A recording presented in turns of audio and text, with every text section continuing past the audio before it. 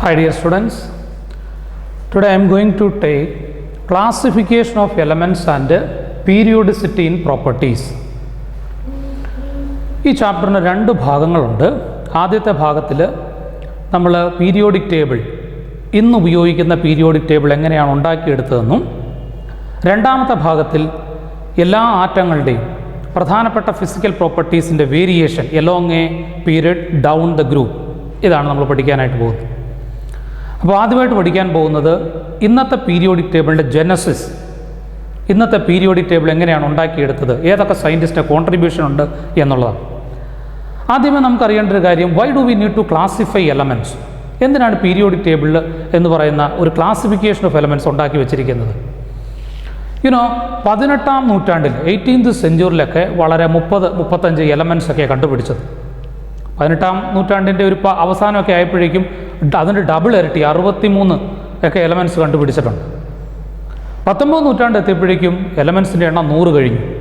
ഇപ്പം 2021 എത്തി നിൽക്കുമ്പോൾ നമ്മുടെ പീരിയോഡിക് ടേബിളിലെ എലമെൻറ്റ്സിൻ്റെ എണ്ണം 118. ഇനിയും വേണമെങ്കിൽ എലമെൻറ്റ്സ് കണ്ടുപിടിക്കാം. അപ്പോൾ it is very difficult to study all physical and chemical properties of these elements and also all properties of their compounds. ഈ 118 എലമെൻറ്റ്സ് ഉണ്ടാക്കുന്ന എല്ലാ കോമ്പൗണ്ടുകളുടെയും പ്രോപ്പർട്ടിയും, അതുപോലെ ഈ 118 എലമെൻറ്റ്സിൻ്റെ എല്ലാ പ്രോപ്പർട്ടീസും പഠിക്കാൻ നമുക്ക് പ്രാക്ടിക്കലി പോസിബിൾ അല്ല. അതുകൊണ്ട് ഒരേ സ്വഭാവമുള്ള എലമെൻറ്റ്സിനെ നമ്മൾ ഗ്രൂപ്പുകളായിട്ടോ ബ്ലോക്കുകളായിട്ടോ ക്ലാസിഫൈ ചെയ്തു. ഓക്കെ, അപ്പം ഒരേ സ്വഭാവമുള്ള എലമെൻറ്റ്സിനെ ഗ്രൂപ്പുകളായിട്ടോ ബ്ലോക്കുകളായിട്ടോ ക്ലാസിഫൈ ചെയ്യുമ്പോൾ നമുക്ക് അങ്ങനെ പഠിച്ചാൽ മതി.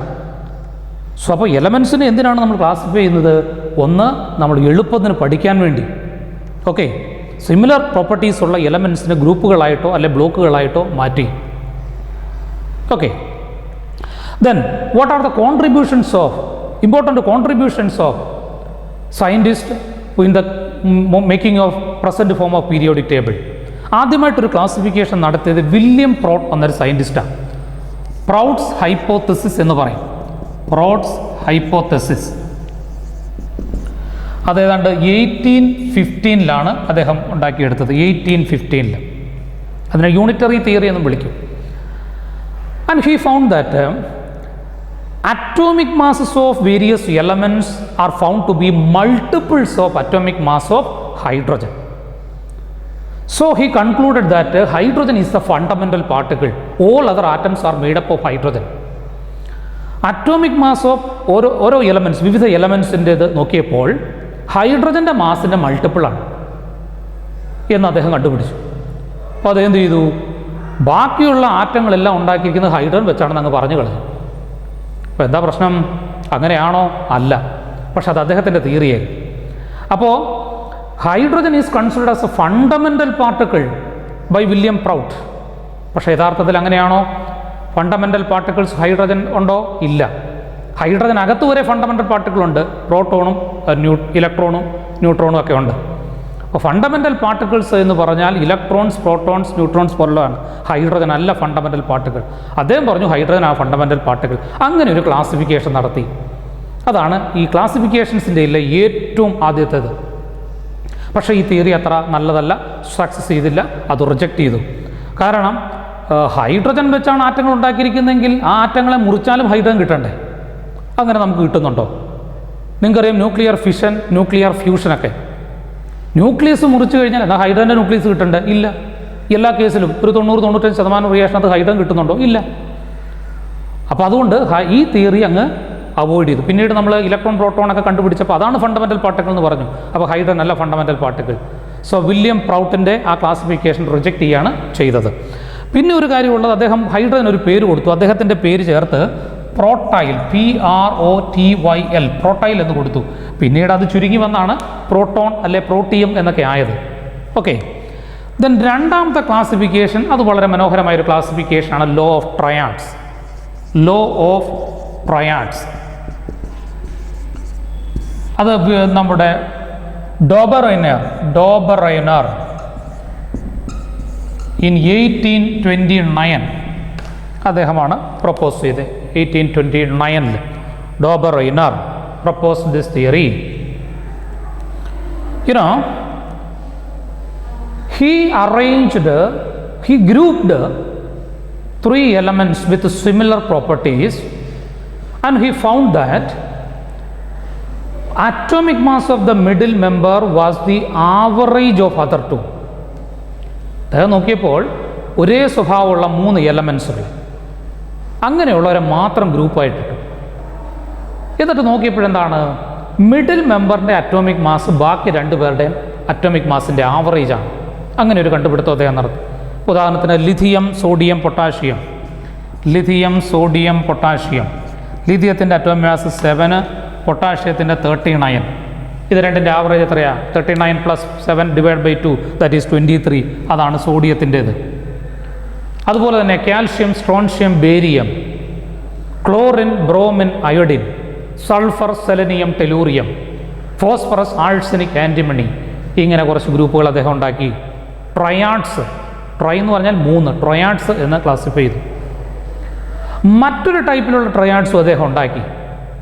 അതായത് 3 എലമെൻറ്റ്സ് നോക്കിയപ്പോൾ ഒരേ പ്രോപ്പർട്ടി തന്നെ, അവരുടെ 3 പേരുടെ മാസ് നിയർലി സെയിം ആണ്, nearly same.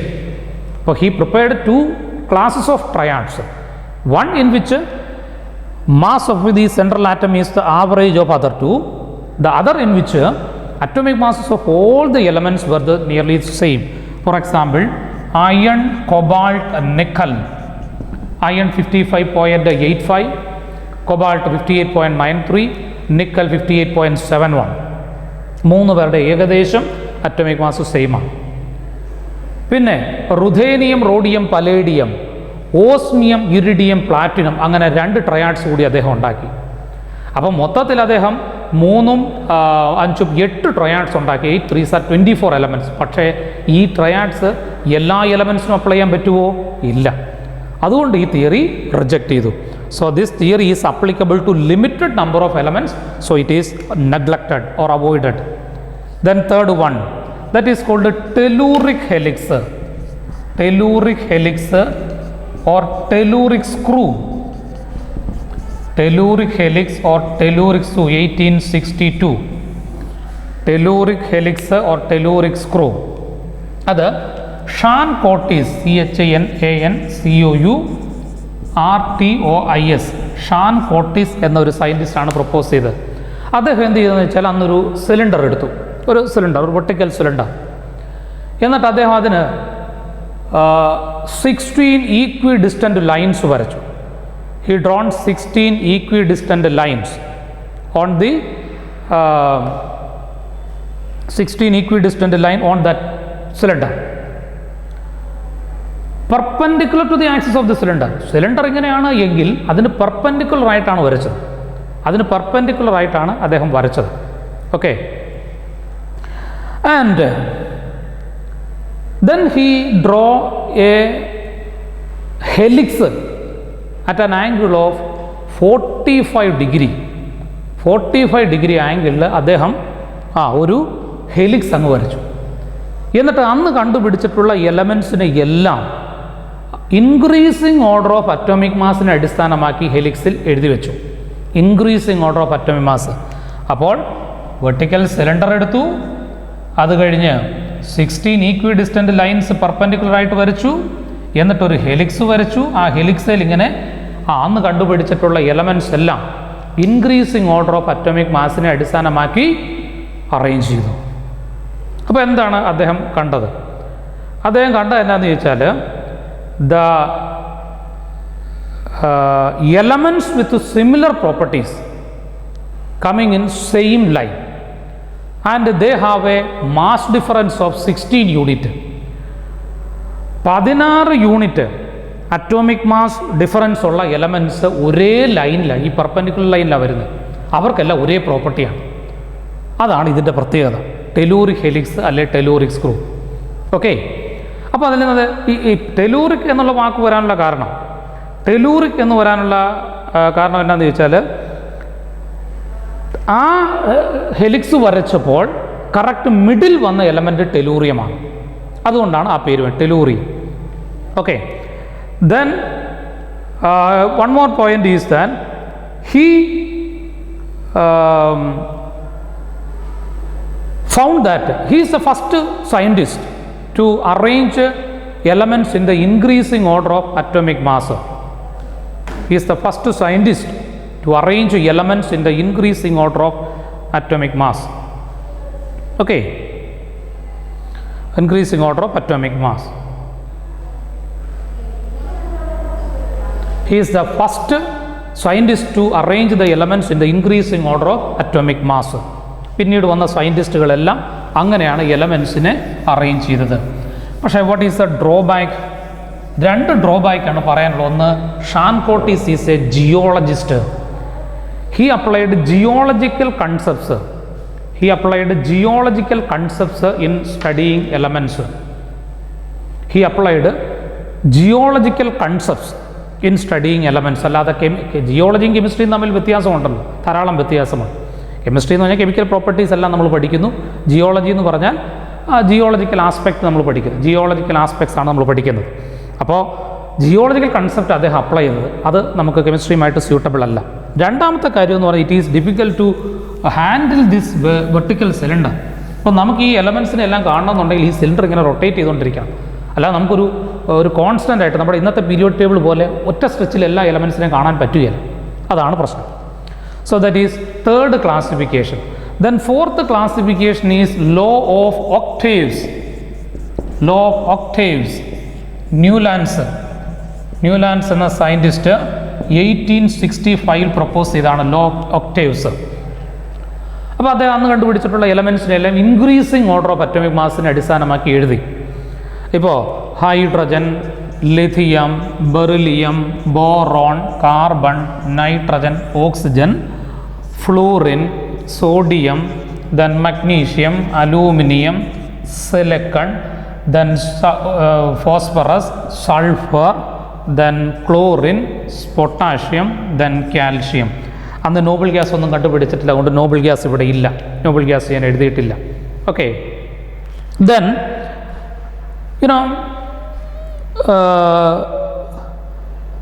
He found that octaves, octa എന്ന് പറഞ്ഞാൽ 8 എന്നർത്ഥം. He found that every 8th element show property similar to that of first. Every 8th element show property similar to that of first. എല്ലാ 8ാമത്തെ element, ഇപ്പോൾ ഹൈഡ്രജനൊക്കെ നേരത്തെ കണ്ടുപിടിച്ച എലമെൻറ്റാണ് hydrogen. 1, 2, 3, 4, 5, 6, 7, 8. ഫ്ലൂറിനുമായിട്ട് similar, ഹൈഡ്രജന് ഫ്ലൂറിനുമായിട്ട് ചില similarity ഉണ്ടെന്ന് നിങ്ങൾക്ക് അറിയാവുന്നതാണ്. അതുപോലെ ലിഥിയം 2ാമത്തെ എലമെൻറ്റാണ്. 1, 2, 3, 4, 5, 6, 7, 8. ലിഥിയത്തിൻ്റെ താഴെ 8ാമതായിട്ട് വരുന്നത് സോഡിയമാണ്. ലിഥിയവും സോഡിയം സിമിലർ പ്രോപ്പർട്ടീസ് കാണിക്കുമെന്ന് നിങ്ങൾക്കറിയാം. സോ എവരി 8th element, നമ്മുടെ മ്യൂസിക്കൽ നൊട്ടേഷൻ നിങ്ങൾക്ക് അറിയാമല്ലേ, സരി ഗമ പദ നിസ. അതിനകത്ത് തന്നെയുണ്ട് ഈ 8ാമത്തെ റിപ്പീറ്റേഷൻ, സാ റിപ്പീറ്റ് ചെയ്യുന്നത്. സരി ഗമ സ രി ഗ മ പ ധ നീ 7ാമത്തത് 8 വീണ്ടും സാ വരുന്നു. അല്ലെങ്കിൽ ഇംഗ്ലീഷിലാണെങ്കിൽ അത് ഡോ രി മി ഫ സോ ലാ ടി ഡോ, വീണ്ടും ഡോ റിപ്പീറ്റ് ചെയ്യുന്ന പോലെ ആണ് ഇതെന്ന് പറയുന്നത്. പക്ഷേ ഇതിനും ഡ്രോബാക്സ് ഉണ്ട്. എന്താണ് ഡ്രോബാക്സ്? ഒന്നാമത്തത്, ഇത് കാൽഷ്യം വരെ അപ്ലൈ ചെയ്യാൻ പറ്റുള്ളൂ. അന്ന് കാൽഷ്യം കഴിഞ്ഞും എലമെൻറ്റ്സ് കണ്ടുപിടിച്ചിട്ടുണ്ട്, അവരെ ഒരുമിച്ചിട്ടു അദ്ദേഹം. ഇത് കാൽഷ്യം കഴിഞ്ഞ് വരുന്നത് നമ്മുടെ ഇന്നത്തെ പീരിയോഡ് ടേബിൾ ആരാ? നമ്മുടെ ട്രാൻസിഷൻ എലമെൻറ്റ്സ്. അപ്പോൾ ട്രാൻസിഷൻ എലമെൻറ്റ്സ് എന്ന് പറഞ്ഞിട്ടുണ്ടെങ്കിൽ എന്താ, അവരെ ഒരുമിച്ചാണ് ഇട്ടിരിക്കുന്നത്. അവരെ നമുക്ക് 8ാമത്തെയും 1ാമത്തെയും എലമെൻറ്റ് തമ്മിൽ സിമിലർ പ്രോപ്പർട്ടി എന്ന് പറയാൻ പറ്റുകയില്ല. 1ാമത്തെ 8ാമത്തെ അല്ല, ട്രാൻസിഷൻ എലമെൻറ്റ്സ് എല്ലാവരും ഒരേ പ്രോപ്പർട്ടി കാണിക്കുന്നു എന്ന് നിങ്ങൾ D&F പഠിക്കുന്നത് അല്ലേ? അപ്പോൾ അതുകൊണ്ട് ഇത് കഴിഞ്ഞ്, കാൽഷ്യം കഴിഞ്ഞ് ഈ തിയറി വാലിഡ് അല്ല. This theory is applicable up to calcium എന്നുള്ളതാണ്.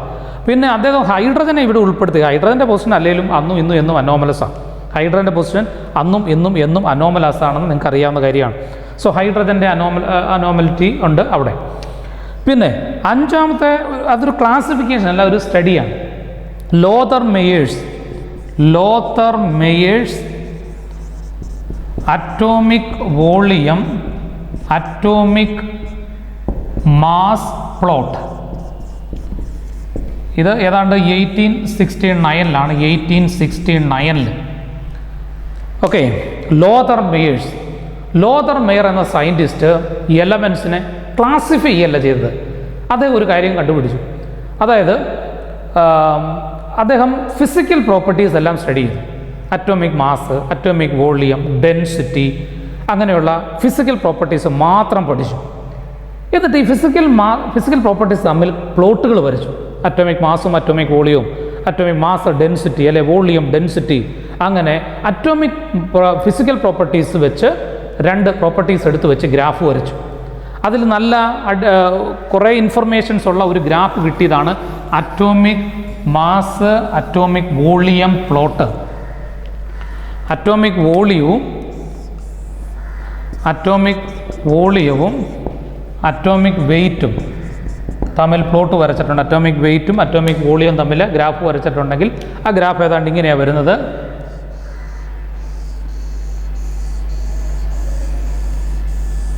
ഇങ്ങനെ അങ്ങ് പോവുകയാണ് ചെയ്യുന്നത്. ഇങ്ങനെയാണ് ഗ്രാഫ് അങ്ങ് വരുന്നത്. അപ്പോൾ നോക്കിയപ്പോഴേക്കും അദ്ദേഹത്തിന് മനസ്സിലായത് ഇതുണ്ട്, ചില എലമെൻസിൻ്റെ പൊസിഷൻസ്, ഇപ്പോൾ lithium, sodium, potassium, rubidium, caesium പോലുള്ളവർ ഈ ഗ്രാഫിൻ്റെ peak position. So most electropositive ആയിട്ടുള്ള alkali metals occupy peak of this graph. Peak അല്ലെ ക്രസ്റ്റ് എന്ന് വേണേൽ പറയാം, ഏറ്റവും ഉയർന്ന ഭാഗം, peak of the graph. Similarly most electron negative ആയിട്ടുള്ള എലമെൻറ്റ്, അതിന് മോസ്റ്റ് ഇലക്ട്രോൺ നെഗറ്റീവ് എലമെൻ്റ് ആരാ? നമ്മുടെ ഹാലജൻസ്. അവർ അസെൻഡിങ് പൊസിഷൻ, അസെൻഡിങ് എന്ന് പറഞ്ഞാൽ ഈ മുകളിലേക്ക് പോകും, ഫ്ലോറിൻ, ക്ലോറിൻ, ബ്രോമിൻ, അയഡിൻ, അതായത് ഈ അസെൻഡിങ് എന്ന് പറഞ്ഞാൽ ഉയരത്തിലേക്ക് പോകുന്ന ആ ഭാഗത്ത് ഇരിക്കുന്നതായിട്ട് കണ്ടു. ഇനി ഗ്രൂപ്പ് 2 എലമെൻറ്റ്സ് ആണെങ്കിലോ ഡിസെൻഡിങ് പൊസിഷൻ. ഗ്രൂപ്പ് 2 എലമെൻ്റ് ആണെങ്കിൽ ഡിസെൻഡിങ് എന്ന് പറഞ്ഞിട്ടുണ്ടെങ്കിൽ താഴോട്ട് വരിക അല്ലേ? Beryllium, magnesium, calcium, strontium, barium പോലുള്ള ട്രാൻസിഷൻ എലമെൻറ്റ്സ് എല്ലാം ഈ ഭാഗത്ത്, അതായത് transition metals occupy the troughs. Trough എന്ന് പറഞ്ഞാൽ എന്താണ്? ഏറ്റവും താഴ്ഭാഗം, ഏറ്റവും minima of this graph. Okay, so similar properties ഈ ഗ്രാഫിൽ നമുക്ക് മനസ്സിലാകുന്ന ഒരൊറ്റ കാര്യമുള്ളൂ. സിമിലർ പ്രോപ്പർട്ടീസ് ഉള്ള എലമെൻറ്റ്സ് ഗ്രാഫിൽ സിമിലർ പൊസിഷനിലാണ് ഒക്കുപ്പൈ ചെയ്യുന്നത്. Okay, similar positions occupy ചെയ്യുന്നവന്മാർക്ക് similar properties ആയിരുന്നു. അതായത് ഇനി ക്ലാസിഫൈ ചെയ്യുമ്പോൾ അങ്ങനെ ക്ലാസിഫൈ ചെയ്യണമെന്നുള്ളൊരു സജഷനാണ് അദ്ദേഹം പ്രപ്പോസ് ചെയ്തത്. പറഞ്ഞു മനസ്സിലായി? അത്രയേ ഉള്ളൂ ഒരു. പക്ഷേ എന്നാലും അതൊരു നല്ല കണ്ടുപിടുത്തമാണ്. പക്ഷേ ഇതിന് ഡ്രോബാക്ക് ഉണ്ട്. ഇതിൻ്റെ ഡ്രോബാക്ക് എന്ന് പറഞ്ഞിട്ടുണ്ടെങ്കിൽ നമുക്കറിയാമല്ലോ, ഈ എലമെൻറ്റ്സ്, ഇത് ഞാൻ ഇതിനകത്തൊരു 3 വളരെ കുറച്ച് ഗ്രൂപ്പിലെ എലമെൻറ്റ്സേ കാണിച്ചിട്ടുള്ളൂ. പക്ഷേ അദ്ദേഹം അന്ന് കണ്ടുപിടിച്ചിട്ടുള്ള 10-60-65 എലമെൻറ്റ്സിനെ എല്ലാം അദ്ദേഹം കണ്ടുപിടിച്ചു വെച്ചു. അപ്പോൾ എന്നാ പ്രശ്നം പറ്റിയത്? എല്ലാ എലമെൻറ്റുകളുടെ പൊസിഷൻ നമുക്ക് ഓർത്തിരിക്കാൻ പറ്റുകയില്ല. ഈ ഗ്രാഫിനെ പറ്റി നമുക്ക് എവിടെയെങ്കിലും വെച്ച് സംസാരിക്കണമെന്നുണ്ടെങ്കിൽ, പഠിക്കണമെന്നുണ്ടെങ്കിൽ ഈ ഗ്രാഫ് എപ്പോഴും നമ്മുടെ കയ്യിൽ വേണം. NCERT പോലും ഈ ഗ്രാഫ് കൊടുത്തിട്ടില്ല. അപ്പോൾ ഗ്രാഫ് ഇല്ലാതെ നമുക്ക് എങ്ങനെ ഗ്രാഫിനെ പറ്റി പഠിക്കാൻ പറ്റും? അതിൽ നിന്നുള്ള ഇൻഫർമേഷൻ എടുക്കാൻ പറ്റും? അപ്പോൾ അതുകൊണ്ട് അങ്ങനൊരു പ്രാക്ടിക്കൽ ഡിഫിക്കൽറ്റിയാണ് ഇതിനുള്ളത്. അതുകൊണ്ടാണ് ഇതിന് നമുക്ക് അത്ര വലിയ അറ്റൻഷൻ ഇല്ലാതായി പോയത്. ഇനി ഏറ്റവും പ്രധാനപ്പെട്ട പഴയ ക്ലാസിഫിക്കേഷനിലെ number 1 ക്ലാസിഫിക്കേഷനായ Mendeleev's classification, Mendeleev's periodic table 1869 തൊട്ട് 72 വരെയാണ് പല ഗൈഡിലും അദ്ദേഹത്തിൻ്റെ സ്റ്റഡീസ് നടത്തിയ വർഷം പറഞ്ഞിരിക്കുന്നത്. മെൻഡലീവിൻ്റെ സ്റ്റഡി അനുസരിച്ച് അദ്ദേഹം പറഞ്ഞു, atomic mass is the fundamental property of an element. ഒരു ആറ്റത്തിൻ്റെ, ഒരു എലമെൻറ്റിൻ്റെ fundamental property atomic mass. Based on atomic mass all other properties can be decide. ബേസ്ഡ് ഓൺ atomic mass only other properties we can decide. Okay, that is the thing. So Mendeleev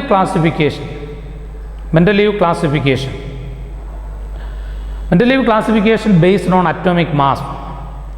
He proposed that the atomic mass is the fundamental property of an element. All other properties, that means physical and chemical properties of an element, are periodic function of its atomic mass. That is called the Mendeleev periodic law. Okay, then he arranged the elements in the increasing order of atomic masses. അദ്ദേഹത്തിൻ്റെ periodic ടേബിളിൻ്റെ പ്രധാനപ്പെട്ട points എന്തൊക്കെയാണ്? There are 9 vertical columns. നിങ്ങൾ NCERT നോക്കിയാൽ നിങ്ങൾക്ക് കാണാനായിട്ട് സാധിക്കും. 9 vertical columns നിങ്ങൾക്ക് പീരിയോഡിക് ടേബിൾ കാണാൻ പറ്റും. And it is numbered as 0, Roman letter 1, Roman letter 2, up to Roman letter 8. അപ്പോൾ സത്യം പറഞ്ഞിട്ടുണ്ടെങ്കിൽ 0 എന്ന ഗ്രൂപ്പ് അവിടെ ഉള്ള ആവശ്യമുള്ളതാണോ? 0 എന്നുള്ളത് അവിടെ ആവശ്യമുള്ള ഗ്രൂപ്പാണോ? അല്ല. കാരണം 0 എന്ന ഗ്രൂപ്പ് നമ്മൾ ആരെയാണ് കാണിക്കുന്നത്? നോബിൾ ഗ്യാസിന്. 0 എന്ന് പറയുന്നത് നോബിൾ ഗ്യാസിനെയാണ് കാണിക്കുന്നത്. 0 എന്ന് പറയുന്നത്. നോബിൾ ഗ്യാസ് കണ്ടുപിടിച്ചത് ഏത് വർഷമാണ്? ഏതാണ്ട് 1890s. 1894 ആദ്യമായിട്ടൊരു നോബൽ ഗ്യാസ് ആർഗണിനെ കണ്ടുപിടിക്കുന്നത്. പിന്നീട് ഒരു 10 വർഷക്കാലത്തേക്ക് എല്ലാ നോബൽ ഗ്യാസിനെയും കണ്ടുപിടിക്കുകയാണ് ചെയ്തത്. അപ്പോൾ നോബൽ ഗ്യാസ് കണ്ടുപിടിക്കുന്നതിന് മുമ്പ് മെൻഡലീവിൻ്റെ പീരിയോഡ് ടേബിൾ വന്നു. അപ്പം പിന്നെ എങ്ങനെ നോബൽ ഗ്യാസ് വന്നത്? അത് പിന്നീട് വന്ന സയൻറ്റിസ്റ്റുകൾ ഉൾപ്പെടുത്തിയതാണ്. അപ്പോൾ നിങ്ങൾ NCERT ടെക്സ്റ്റ് ബുക്ക് നോക്കിയിട്ടുണ്ടെങ്കിൽ NCERT ടെക്സ്റ്റ് ബുക്കിനകത്ത് നിങ്ങൾക്ക് കാണാൻ സാധിക്കും മെൻഡലീവിൻ്റെ പീരിയോഡ് ടേബിളിനകത്ത് നോബൽ ഗ്യാസ് അടിച്ചു പൊളിച്ചിരിപ്പുണ്ട്. അതെന്താ കാര്യം? നോബൽ ഗ്യാസ് പിന്നീട് വന്ന സയൻറ്റിസ്റ്റ് അവരതിനെ ഉൾപ്പെടുത്തി, നോബൽ ഗ്യാസിനെ ഉൾപ്പെടുത്തി. ഓക്കെ, അതുകൊണ്ടാട്ടോ, അല്ലെങ്കിൽ അതില്ലാതെ പറയുകയാണെങ്കിൽ എത്ര ഗ്രൂപ്പുണ്ട്? 8 ഗ്രൂപ്പേ ഉള്ളൂ. നോബൽ ഗ്യാസ് ഗണം ചേർത്ത് 9 ഗ്രൂപ്പ്. നോബൽ ഗ്യാസ് ഗണം ചേർത്ത് 9 ഗ്രൂപ്പ് ഉള്ളതായിട്ട് കാണാനായിട്ട് സാധിക്കും. 9 ഗ്രൂപ്പ്, അതിൽ 0, പിന്നെ 1, 2, 3. ഇനി 0 ഗ്രൂപ്പ് നോബൽ ഗ്യാസിൻ്റെ കാര്യം പറഞ്ഞു. ബാക്കിയുള്ള ഗ്രൂപ്പുകളെല്ലാം തന്നെ സബ് ഡിവൈഡ് ചെയ്തിട്ടുണ്ട്. 0ഉം 8ഉം ഗ്രൂപ്പ് ഒഴികെ ബാക്കിയുള്ള ഗ്രൂപ്പുകളിലെ sub divide 1A, roman letter 1A, 1B. 1A എന്ന് പറഞ്ഞിട്ടുണ്ടെങ്കിൽ ലിഥിയം, സോഡിയം, പൊട്ടാഷ്യം പോലുള്ള മെറ്റൽസ്. 1B എന്ന് പറഞ്ഞിട്ടുണ്ടെങ്കിൽ സിൽവർ, ഗോൾഡ് പോലുള്ള മെറ്റൽസ്, കോപ്പർ പോലുള്ള മെറ്റൽസ്.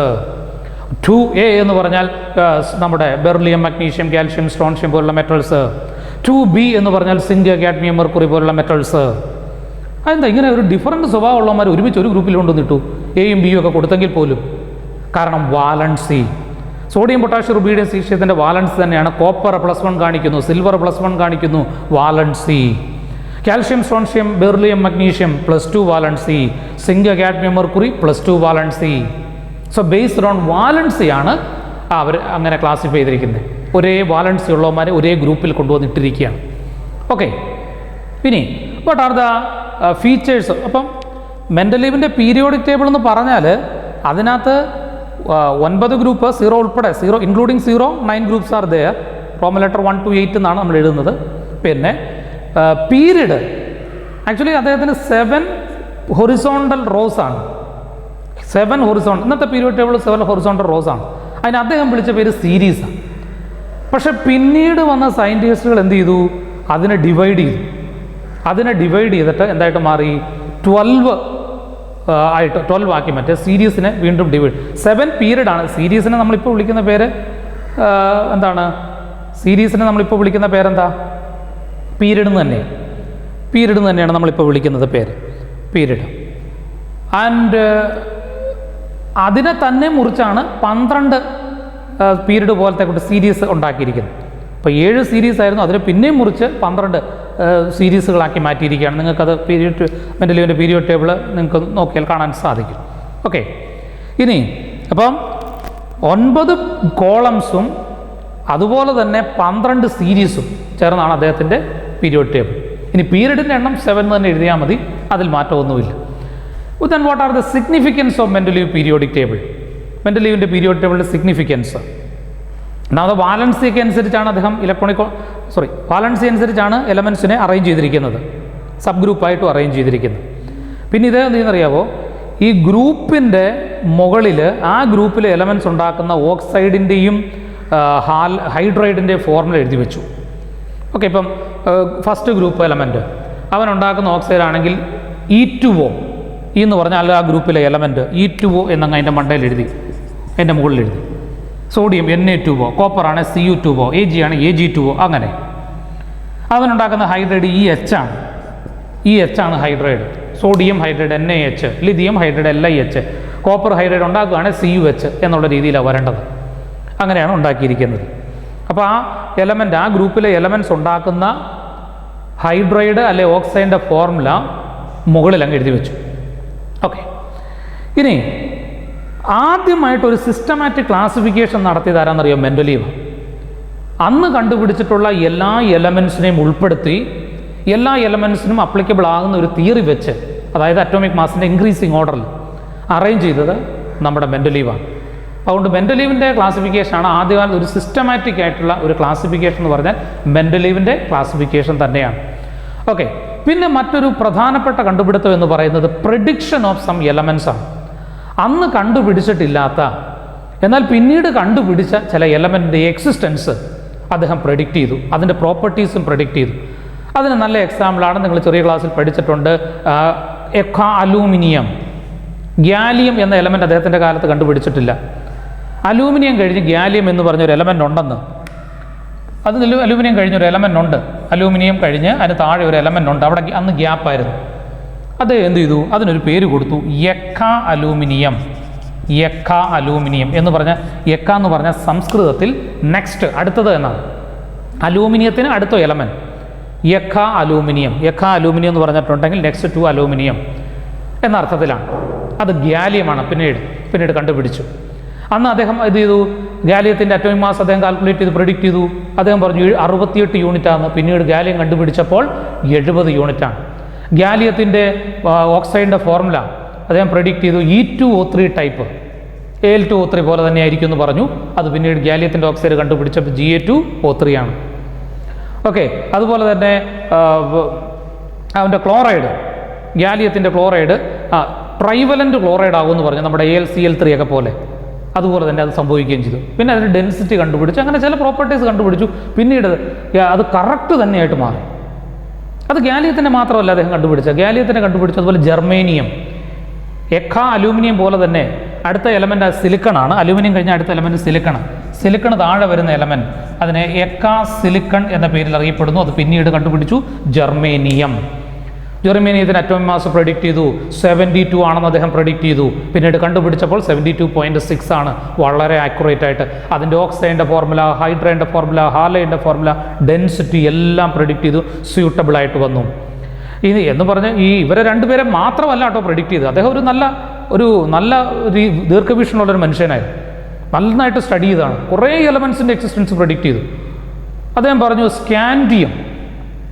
സ്കാൻഡിയം എന്ന് പറഞ്ഞൊരു എലമെൻറ്റ് ഭാവിയിൽ വരും എന്ന് പറഞ്ഞാൽ, സ്കാൻഡിയം അന്ന് വരുന്നത് നമ്മുടെ ബോറോൺ ഫാമിലിയുടെ, കാരണം 3A ഗ്രൂപ്പാണ് ബോറോൺ, 3B ആണ് സ്കാൻഡിയം ഫാമിലി.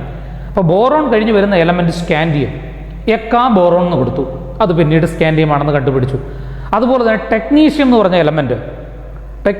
പറഞ്ഞ എലമെൻറ്റ് ഫസ്റ്റ് മാൻമെയ്ഡ് എലമെൻ്റ് ആണ് നിങ്ങൾ പഠിച്ചിട്ടുണ്ടായി. ടെക്നീഷ്യം എന്ന് പറഞ്ഞ എലമെൻറ്റ് കണ്ടുപിടിച്ചു. അത് യക്ക മാംഗനീസ് കൊടുത്തു. മാംഗനീസ് കഴിഞ്ഞ ടെക്നീഷ്യം വരുന്നത്. അങ്ങനെ ഏതാണ്ട് 10 എലമെൻസോളം അദ്ദേഹം പ്രെഡിക്റ്റ് ചെയ്തു. Rhenium, polonium, francium, radium, actinium, protactinium, അങ്ങനെ ധാരാളം 10 എലമെൻസോളം അദ്ദേഹം പ്രെഡിക്റ്റ് ചെയ്തു. എക്സിസ്റ്റൻസ് പ്രെഡിക്റ്റ് ചെയ്തു, പ്രോപ്പർട്ടീസ് പ്രെഡിക്റ്റ്, പിന്നീട് അത് കറക്റ്റായിട്ട് മാറി. അതുപോലെ തന്നെ മറ്റൊരു അഡ്വാൻറ്റേജ് ആണ് correction of some atomic masses. ചില തെറ്റായ അറ്റോമിക് മാസ് മുമ്പ് സയൻറ്റിസ്റ്റുകൾ കണ്ടുപിടിച്ച് വെച്ചിരിക്കുന്നത്, ആ അറ്റോമിക് മാസ് തെറ്റാണെന്ന് അദ്ദേഹം വാദിച്ചു. പിന്നീട് അത് കറക്റ്റാക്കി കാൽക്കുലേഷൻ വഴിയായിട്ട്, എക്സ്പെരിമെൻറ്റേഷൻ വഴിയായിട്ട് കണ്ടുപിടിച്ചു. ഒരു നല്ല എക്സാമ്പിളാണ് atomic mass of beryllium. Atomic mass of beryllium അന്ന് അസ്യൂം ചെയ്ത് വെച്ചിരിക്കുന്നത് 13.5 ആണ്. അതിനൊരു വാലൻസി 3 ബെറിലിയം. അപ്പോൾ അദ്ദേഹം പറഞ്ഞു അത് തെറ്റാണെന്ന് പറഞ്ഞു. അറ്റോമിക് മാസ് ഓഫ് ബെറിലിയം 13.5 എന്ന് പറഞ്ഞാൽ 13.5 എന്ന് പറഞ്ഞാൽ ആരുടെ ഇടയ്ക്ക് വരും? കാർബൺ 12-ൻ്റെയും നൈട്രജൻ 14-ൻ്റെയും 14-ൻ്റെയും ഇടയ്ക്കല്ലേ 13.5. അദ്ദേഹം പറഞ്ഞത് തെറ്റാണെന്ന് പറഞ്ഞു. വാലൻസി 3, ബെറിലിയത്തിന് വാലൻസി 3 ആണെന്ന് അന്ന് വിശ്വസിച്ചിരുന്നത്, അതും തെറ്റാണെന്ന് പറഞ്ഞു. അദ്ദേഹം എക്സ്പെരിമെൻറ്റേഷൻ വഴിയായിട്ട്, കാൽക്കുലേഷൻ വഴിയായിട്ട് അദ്ദേഹം കണ്ടുപിടിച്ചു. നമ്മുടെ ബെറിലിയത്തിൻ്റെ ഈക്വലൻ്റ് മാസ് കണ്ടുപിടിച്ചു, അറ്റോമിക് മാസ് കണ്ടുപിടിച്ചു. ബെറിലിയത്തിൻ്റെ അറ്റോമിക് മാസ് 9 ആണെന്ന് കണ്ടുപിടിച്ചു. 9 വരണമെങ്കിൽ ലിഥിയം 7-ൻ്റെയും നമ്മുടെ ബോറോൺ ആണ് 10 അല്ലെങ്കിൽ 11. 2 ഐസോട്ടോപ്പ് ഉണ്ട് ബോറോൺ. എന്തായാലും 7-ൻ്റെയും 10-ൻ്റെയും ഇടയ്ക്കാണ് ആര് വരേണ്ടത്? 9 വരേണ്ടത്. അപ്പോൾ ബെറിലിയത്തിൻ്റെ പൊസിഷൻ എവിടെയാണ്? ലിഥിയത്തിൻ്റെയും ബോറോണിൻ്റെ ഇടയ്ക്ക്. അങ്ങനെ അത് കണ്ടുപിടിച്ചു. സോ പഴയ, ഞാൻ ഒന്നുകൂടെ റിപ്പീറ്റ് ചെയ്യുകയാണ്, പഴയ ക്ലാസിഫിക്കേഷൻസിലെ ഏറ്റവും മികച്ച ക്ലാസിഫിക്കേഷൻ നടത്തിയത് മെൻഡലീവ് തന്നെയാണ്. അതിലൊരു മാറ്റവുമില്ല. ഓക്കെ, മെൻഡലീവിൻ്റെ ക്ലാസിഫിക്കേഷൻ, മോഡേൺ പീരിയോഡിക് ലോ മെൻഡലീവിൻ്റെ കോൺട്രിബ്യൂഷനാണ്. ഓൾഡ് പീരിയോഡിക് ലോ മെൻഡലീവിൻ്റെ കോൺട്രിബ്യൂഷനാണ്. മോഡേൺ പീരിയോഡിക് ലോ പിന്നെ ഹെൻറി മോസ്ലി എന്ന് പറയുന്ന സയൻറ്റിസ്റ്റാണ് മുന്നോട്ട് വെച്ചത്. ഇനി മെൻഡലീവിൻ്റെ കുറേ അഡ്വാൻറ്റേജസും സിഗ്നിഫിക്കൻസും ക്യാരക്ടറിസ്റ്റിക്സും മെൻഡലീവിൻ്റെ പീരിയോഡ് ടേബിളിനെ പറ്റി നമ്മൾ പറഞ്ഞു. അതുപോലെ തന്നെ ഡ്രോബാക്സും ഉണ്ട്, കുറേ ഡ്രോബാക്സ് ഉണ്ട്. അത് ചിലത് ഇന്നത്തെ പീരിയോഡ് ടേബിളിലുണ്ട്. ഇപ്പോൾ ഉദാഹരണത്തിന് ഒന്നാം അനോമലസ് പൊസിഷൻ ഓഫ് ഹൈഡ്രജൻ. ഹൈഡ്രജൻ്റെ പൊസിഷൻ അനോമലസ് ആണ്. അത് അന്നും അനോമലസ് ആണ്, ഇന്നും അനോമലസ് ആണ്, ഇനിയും അനോമലസ് ആയിരിക്കും. എന്താ കാര്യം? Hydrogen can show the properties of both group 1 elements and group 17 elements. അപ്പോൾ ഹൈഡ്രജൻ നമുക്ക് ഗ്രൂപ്പ് 1-ലും ഉൾപ്പെടുത്താം, 17-ലും ഉൾപ്പെടുത്താം. അത് നടക്കുന്ന കാര്യമാണോ? അല്ല. ഇന്നത്തെ പീരിയോഡ് ടേബിൾ പലപ്പോഴും ഒന്നെങ്കിൽ ലിഥിയത്തിൻ്റെ മുകളിൽ ഒരു ഗ്യാപ്പ് ഇട്ട് ഹൈഡ്രജനെ കൊടുക്കും. ചില പീരിയോഡ് ടേബിൾ കൃത്യം സെൻട്രൽ, അവിടെയുമില്ല ഇവിടെയുമില്ല, കറക്റ്റ് സെൻട്രൽ കൊണ്ടുവന്ന് പീരിയോഡ് ഹൈഡ്രജൻ്റെ പൊസിഷൻ കൊടുക്കാറുണ്ട്. ഓക്കെ, പക്ഷെ നമുക്ക് ഇപ്പോഴും പറയാം അത് അനോമലസ് ആണ്, സ്റ്റിൽ അനോമലസ്. പിന്നെ മറ്റൊന്നെന്നുള്ളത് ചില നമ്മുടെ ലാന്തനോയിഡ് ആക്ടിനോയിഡ് അവന്മാരെടുത്തും അങ്ങ് മാറ്റി വെച്ചിരിക്കുന്നു, പീരിയോഡ് ടേബിളിൽ ഏറ്റവും താഴെ കൊണ്ടുവന്ന് വെച്ചിരിക്കുന്നു. അതെന്താ അങ്ങനെ വെച്ചിരിക്കുന്നത്? അവരെ വേണം ഉൾപ്പെടുത്താൻ മേലെ. അതൊരു ഇന്നത്തെ പീരിയോഡ് ടേബിളിൻ്റെയും പഴയ പീരിയോഡ് ടേബിളിൻ്റെ ഒക്കെ ഒരു ഇന്നത്തെ പീരിയോഡ് ടേബിളിൻ്റെ ഒരു ഡ്രോബാക്കാണത്. പഴയ പീരിയോഡ് ടേബിളിനകത്ത് പിന്നെ ആ പ്രശ്നമില്ല. അന്ന് അധികം ലാന്തനോയിഡ് ആക്ടിനോയിഡ് ഇല്ലായിരുന്നു, അവന്മാരെല്ലാം കൂടെ ചേർത്താ മെൻ്റൽ ലീവ് ക്ലാസിഫൈ ചെയ്തിരിക്കുന്നത്. അതൊരു മെൻ്റൽ ലീവിൻ്റെ ക്ലാസിഫിക്കേഷനിൽ ഒരു ഡ്രോബാക്കായിട്ട് വേണമെങ്കിൽ പറയാം. അതായത് അന്ന് കണ്ടുപിടിച്ച ലാന്തനോയിഡിനും ആക്ടിനോയിഡിനെയും അതേ ഒരൊറ്റ പീരിയോഡ് ടേബിളേ ഉള്ളൂ. അതിനകത്ത് വല്ല ഇങ്ങനെ നമ്മൾ എടുത്ത് മാറ്റി വെച്ച പരിപാടിയൊന്നുമില്ല. ഇന്നത്തെ പീരിയോഡ് ടേബിൾ തന്നെ ലാന്തനോയിഡും ആക്ടിനോയിഡും മാറിക്കിടക്കുക. ഒറിജിനൽ സ്കെലട്ടനകത്ത് ഇല്ല, പീരിയോഡ് ടേബിളിൻ്റെ സ്കെലട്ടനകത്ത് ഇല്ല. Okay, so position of lanthanoid actinoid ഒരു വലിയ പ്രശ്നമാണ്. അതുപോലെ തന്നെയാണ് അത് പൊസിഷൻ ഓഫ് ഗ്രൂപ്പ് 8 എലമെൻറ്റ്സ്, നമ്മുടെ triad iron, cobalt, nickel, ruthenium, rhodium, palladium, osmium, iridium, platinum എന്നീ പറഞ്ഞ മൂന്ന് ട്രയാഡ്സ് അവന്മാരെ അദ്ദേഹം ഒരു ഗ്രൂപ്പിലായിട്ടിട്ടു. എന്തുകൊണ്ട് അവന്മാരെ ഡിഫറൻറ്റ് ഗ്രൂപ്പിലിട്ടില്ല? ഒരു ചോദ്യമാണ്. അവരെ ഒരുമിച്ച് അങ്ങ് ഇട്ടേച്ചു. എന്തുകൊണ്ട്? ഒരു 2 എലമെൻ്റൊക്കെ ഉള്ളൂ മറ്റു ഗ്രൂപ്പുകൾ നോക്കുവാണെങ്കിൽ. കാരണം ഗ്രൂപ്പ് 1A-യും 1B എന്ന് പറഞ്ഞ പോലെ ഒരു ഗ്രൂപ്പ് എയും ഉണ്ട്, ഗ്രൂപ്പ് ബി ഉണ്ട്, സബ് ഗ്രൂപ്പ്സ് ഉണ്ടല്ലോ. അതുകൊണ്ട് 2 എലമെൻറ്റ്സേ ഒരു കോളത്തിനകത്ത് വരുള്ളൂ. ഒരു സ്ക്വയറിനകത്ത് 2 കുളവ് വരും, 2 എലമെൻറ്റ്സേ വരുള്ളൂ. പക്ഷേ ഇതിനകത്ത് ഗ്രൂപ്പ് 8-നകത്ത് അങ്ങനെ വന്നിരിക്കുന്നു, 3 പേര് വന്നിരിക്കും. എന്തുകൊണ്ട്? അതിനൊരു കൃത്യമായ എക്സ്പ്ലനേഷൻ തന്നിട്ടില്ല. പിന്നെയുള്ളത് ഐസോടോപ്സ്. അദ്ദേഹം ഐസോടോപ്സിനെ പറ്റി ഒരു ഐഡിയയും പറഞ്ഞിട്ടില്ല, ഐസോടോപ്സിനെ കണ്ടുപിടിക്കുമെന്ന് പോലും പറഞ്ഞിട്ടില്ല. അതുപോലെ നോബൽ ഗ്യാസിൻ്റെ പൊസിഷൻ പറഞ്ഞിട്ടില്ല. ഐസോടോപ്സിനെ കണ്ടുപിടിച്ച വലിയൊരു വിഷയമുണ്ട്. ഐസോടോപ്സിനെ ഉൾപ്പെടുത്തിയാൽ ചില എലമെൻറ്റ്സ്, ഡിഫറൻറ്റ് എലമെൻറ്റ്സ് ഒരേ ഗ്രൂപ്പിൽ വരും. ഉദാഹരണത്തിന് കാർബണിൻ്റെ ഐസോടോപ്പ് കാർബൺ 12, 13, 14, നൈട്രൻ ഉണ്ട് 14ഉം 15. അപ്പോൾ കാർബൺ 14ഉം നൈട്രൻ 14ഉം ഒരുമിച്ച് വരും. കാരണം മെൻ്റലീവ് അടുക്കിയത് എലമെൻറ്റ്സിനെ increasing order of atomic mass. അപ്പോൾ സെയിം അറ്റോമിക് മാസ് വന്നാൽ സെയിം പൊസിഷനിൽ വരും, പക്ഷേ എലമെൻറ്റ് ഡിഫറൻറ്റാണ്. അങ്ങനെ ഒരു തെറ്റ് വരും. ഇനി അതല്ല, എല്ലാ എലമെൻറ്റ്സിൻ്റെ എല്ലാ ഐസോട്ടോപ്പും നമ്മൾ ഉൾപ്പെടുത്തുകയാണ് എങ്കിൽ ഒരു വലിയ കുറേ പേജുകൾ വരുന്ന പീരിയോഡ് ടേബിൾ വരും. അല്ലെ, ചില എലമെൻറ്റ്സിനൊക്കെ ധാരാളം 10, 15 ഐസോട്ടോപ്പൊക്കെ ഉള്ളതുകൊണ്ട് അപ്പോൾ എല്ലാവരും ഉൾപ്പെടുത്താൻ പറ്റില്ല. അപ്പോൾ ഐസോട്ടോപ്പിനെ പറ്റി അദ്ദേഹം മിണ്ടിയിട്ടേ ഇല്ല. ഓക്കെ, പിന്നെയുള്ള അദ്ദേഹത്തിൻ്റെ ഒരു ഡ്രോബാക്ക് എന്ന് പറഞ്ഞാൽ അദ്ദേഹം ഇൻക്രീസിങ് ഓർഡർ ഓഫ് അറ്റോമിക് മാസിനെ അടിസ്ഥാനമാക്കി എഴുതിയെങ്കിലും ചില ഇടത്ത് ആ ഓർഡർ ഡീവിയേറ്റ് ചെയ്തിട്ടുണ്ട്, deviation of increasing order of atomic mass. ഉദാഹരണത്തിന് പറഞ്ഞാൽ ആർഗൺ കഴിഞ്ഞ് പൊട്ടാഷ്യം വന്നു. ആർഗൺ എന്ന് പറഞ്ഞാൽ 39.9 ആണ് അറ്റോമിക് മാസ്, പൊട്ടാഷ്യമാണ് 39.1. ഇൻക്രീസിങ് ഓർഡർ അനുസരിച്ചാണെങ്കിൽ പൊട്ടാഷ്യം ആദ്യമല്ലേ വരണ്ടേ, ആർഗൺ രണ്ടാമതല്ലേ വരണ്ടേ? അത് തെറ്റിപ്പോയി. അതുപോലെ തന്നെയാണ് ടെലൂറിയം ആൻഡ് ഐഡിൻ. ടെലൂറിയം 127.6, അത് കഴിഞ്ഞാണ് ഐഡിൻ വരുന്ന 126.9. ഇൻക്രീസിങ് ഓർഡർ ഡീവിയേറ്റ് ചെയ്തു. കൊബാൾട്ടും നിക്കലും ചെറിയ വ്യത്യാസം ഉള്ളെങ്കിലും അത് നമുക്ക് വേണമെങ്കിൽ പറയാവുന്നതാണ്. കൊബാൾട്ട് ആണെങ്കിൽ 58.91, നിക്കലാണെങ്കിൽ 58.7. എന്തുകൊണ്ട് അങ്ങനെ വ്യത്യാസം വന്നു? Then thorium and protactinium. Thorium എന്ന് പറഞ്ഞാൽ 232.03, പ്രൊട്ടാക്ടീനിയമാണ് 231. എന്തുകൊണ്ട് അങ്ങനെ വന്നു? അതും ഒരു വിഷയമല്ലേ, അതും ഒരു ഡ്രോബാക്കായിട്ട് നമുക്ക് വേണമെങ്കിൽ പറയാവുന്നതാണ്. അടുത്ത ഡ്രോബാക്ക് എന്ന് പറഞ്ഞിട്ടുണ്ടെങ്കിൽ ഡിസിമിലർ എലമെൻറ്റ്സ് ഗ്രൂപ്പ്ഡ് ടുഗദർ. കാര്യം പറഞ്ഞിട്ടുണ്ടെങ്കിൽ alkali metals, sodium, potassium, rubidium, caesium. Sodium, potassium, rubidium, caesium, these elements grouped along with copper, silver, gold. Most reactive elements grouped with least reactive elements. അതൊരു mistake തന്നെയാണ്. അതുപോലെ തന്നെ അടുത്ത group നോക്കുവാണെങ്കിലും calcium, strontium, barium, magnesium എല്ലാം കിടക്കുന്നത് zinc, cadmium, മെർക്കുറിയുടെ കൂടെയാണ്. അവിടെയും റിയാക്ടിവിറ്റിയുടെ വ്യത്യാസമുണ്ട്. അപ്പോൾ ഡിസിമിലർ എലമെൻറ്റ്സ് ഗ്രൂപ്പ്ഡ് ടുഗദർ എന്ന് വേണേൽ പറയാം. ഇനി അതുപോലെ തന്നെ വേറെ അബദ്ധം പറ്റി, സിമിലർ എലമെൻറ്റ്സ് ഡിഫറൻറ്റ് ഗ്രൂപ്പിൽ വന്നു. കോപ്പർ, മെർക്കുറി എന്നീ 2 എലമെൻറ്റ്സ് അവരുടെ കെമിക്കൽ പ്രോപ്പർട്ടിയിൽ ഏതാണ്ട് സിമിലറാണ്. കോപ്പർ കിടക്കുന്ന എവിടെയാണ്? ഗ്രൂപ്പ് 1Bയിൽ. മെർക്കുറി കിടക്കുന്ന 2Bയിൽ. അപ്പോൾ similar properties elements grouped differently. അങ്ങനെ ഒരു മിസ്റ്റേക്ക് അവിടെ നടന്നിട്ടുണ്ട്. Then he didn't explain about the variation of valencies these elements group to group. അപ്പോൾ വാലൻസി സെയിം ആയിട്ടുള്ള എലമെൻറ്റ്സിനെല്ലാം ഒരുമിച്ചിട്ടു. പക്ഷേ എന്തുകൊണ്ടാണ് ഈ വാലൻസി വേരി ചെയ്യുന്നത് എന്ന് അദ്ദേഹം പറഞ്ഞില്ല. അതുപോലെ തന്നെ ചില ഫിനോമിനൻസ് നമ്മൾ ഇനി പഠിക്കാൻ പോകുന്ന diagonal relationship, anomalous properties of first element of different groups, ഇതിനെപ്പറ്റി ഒന്നും എക്സ്പ്ലെയിൻ ചെയ്യാൻ അദ്ദേഹത്തിന് സാധിച്ചില്ല. ഓക്കെ, ഇനി മെൻഡലീവിൻ്റെ പീരിയോഡിക് ടേബിളിൽ നിന്ന് കിട്ടുന്ന കുറച്ച് ഇൻഫർമേഷൻസ് ഉണ്ട്. ഒന്ന്, trans uranic elements. Trans യുറേനിക്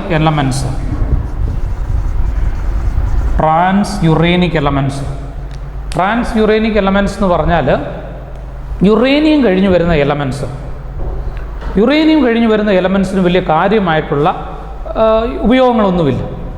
uranium കഴിഞ്ഞ് വരുന്ന എലമെൻറ്റ്സ് എന്ന് പറഞ്ഞാൽ ഹൈപ്പർ റേഡിയോ ആക്റ്റീവ്. യുറേനിയം എന്നല്ല, കുറച്ചുകൂടെ കൃത്യമായിട്ട് പറഞ്ഞിട്ടുണ്ടെങ്കിൽ ഒരു അറ്റോമിക് നമ്പർ 100 കഴിഞ്ഞ് വരുന്നത്, അറ്റോമിക് നമ്പർ 100, യുറേനിയം 92 ആണ്. അത് 100 കഴിഞ്ഞ് വരുന്ന എലമെൻറ്റ്സ് എല്ലാം ഹൈപ്പർ റേഡിയോ ആക്റ്റീവ്, പ്രത്യേകിച്ച് ഉപയോഗങ്ങളൊന്നുമില്ല.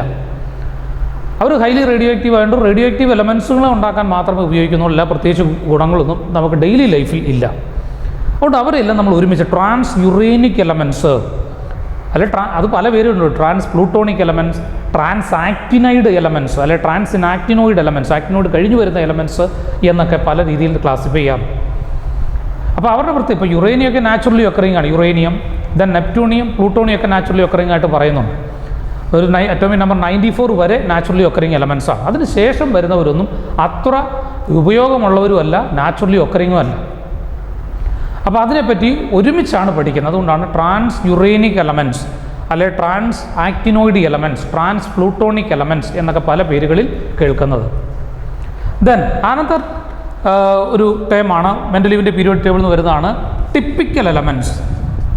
ടിപ്പിക്കൽ എലമെൻറ്റ്സ് എന്ന് പറഞ്ഞിട്ടുണ്ടെങ്കിൽ ഒരു ഗ്രൂപ്പിൻ്റെ സ്വഭാവം എല്ലാം കാണിക്കുന്ന ആ ഗ്രൂപ്പിലെ ഒരു എലമെൻറ്റ്.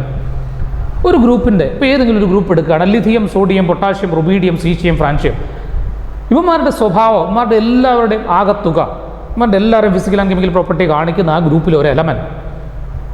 അല്ലേ, നമ്മളൊരു ഗ്രൂപ്പിന് എടുക്കുകയാണെങ്കിൽ ഗ്രൂപ്പിനൊരു ലീഡർ, അല്ലെ ക്ലാസ്സിന് എടുക്കുക, ക്ലാസ്സിനൊരു ലീഡർ എന്ന് പറഞ്ഞ പോലെ ആ ക്ലാസ്സിനെ മുഴുവൻ റെപ്രസെൻറ്റ് ചെയ്യുന്ന ഒരാൾ.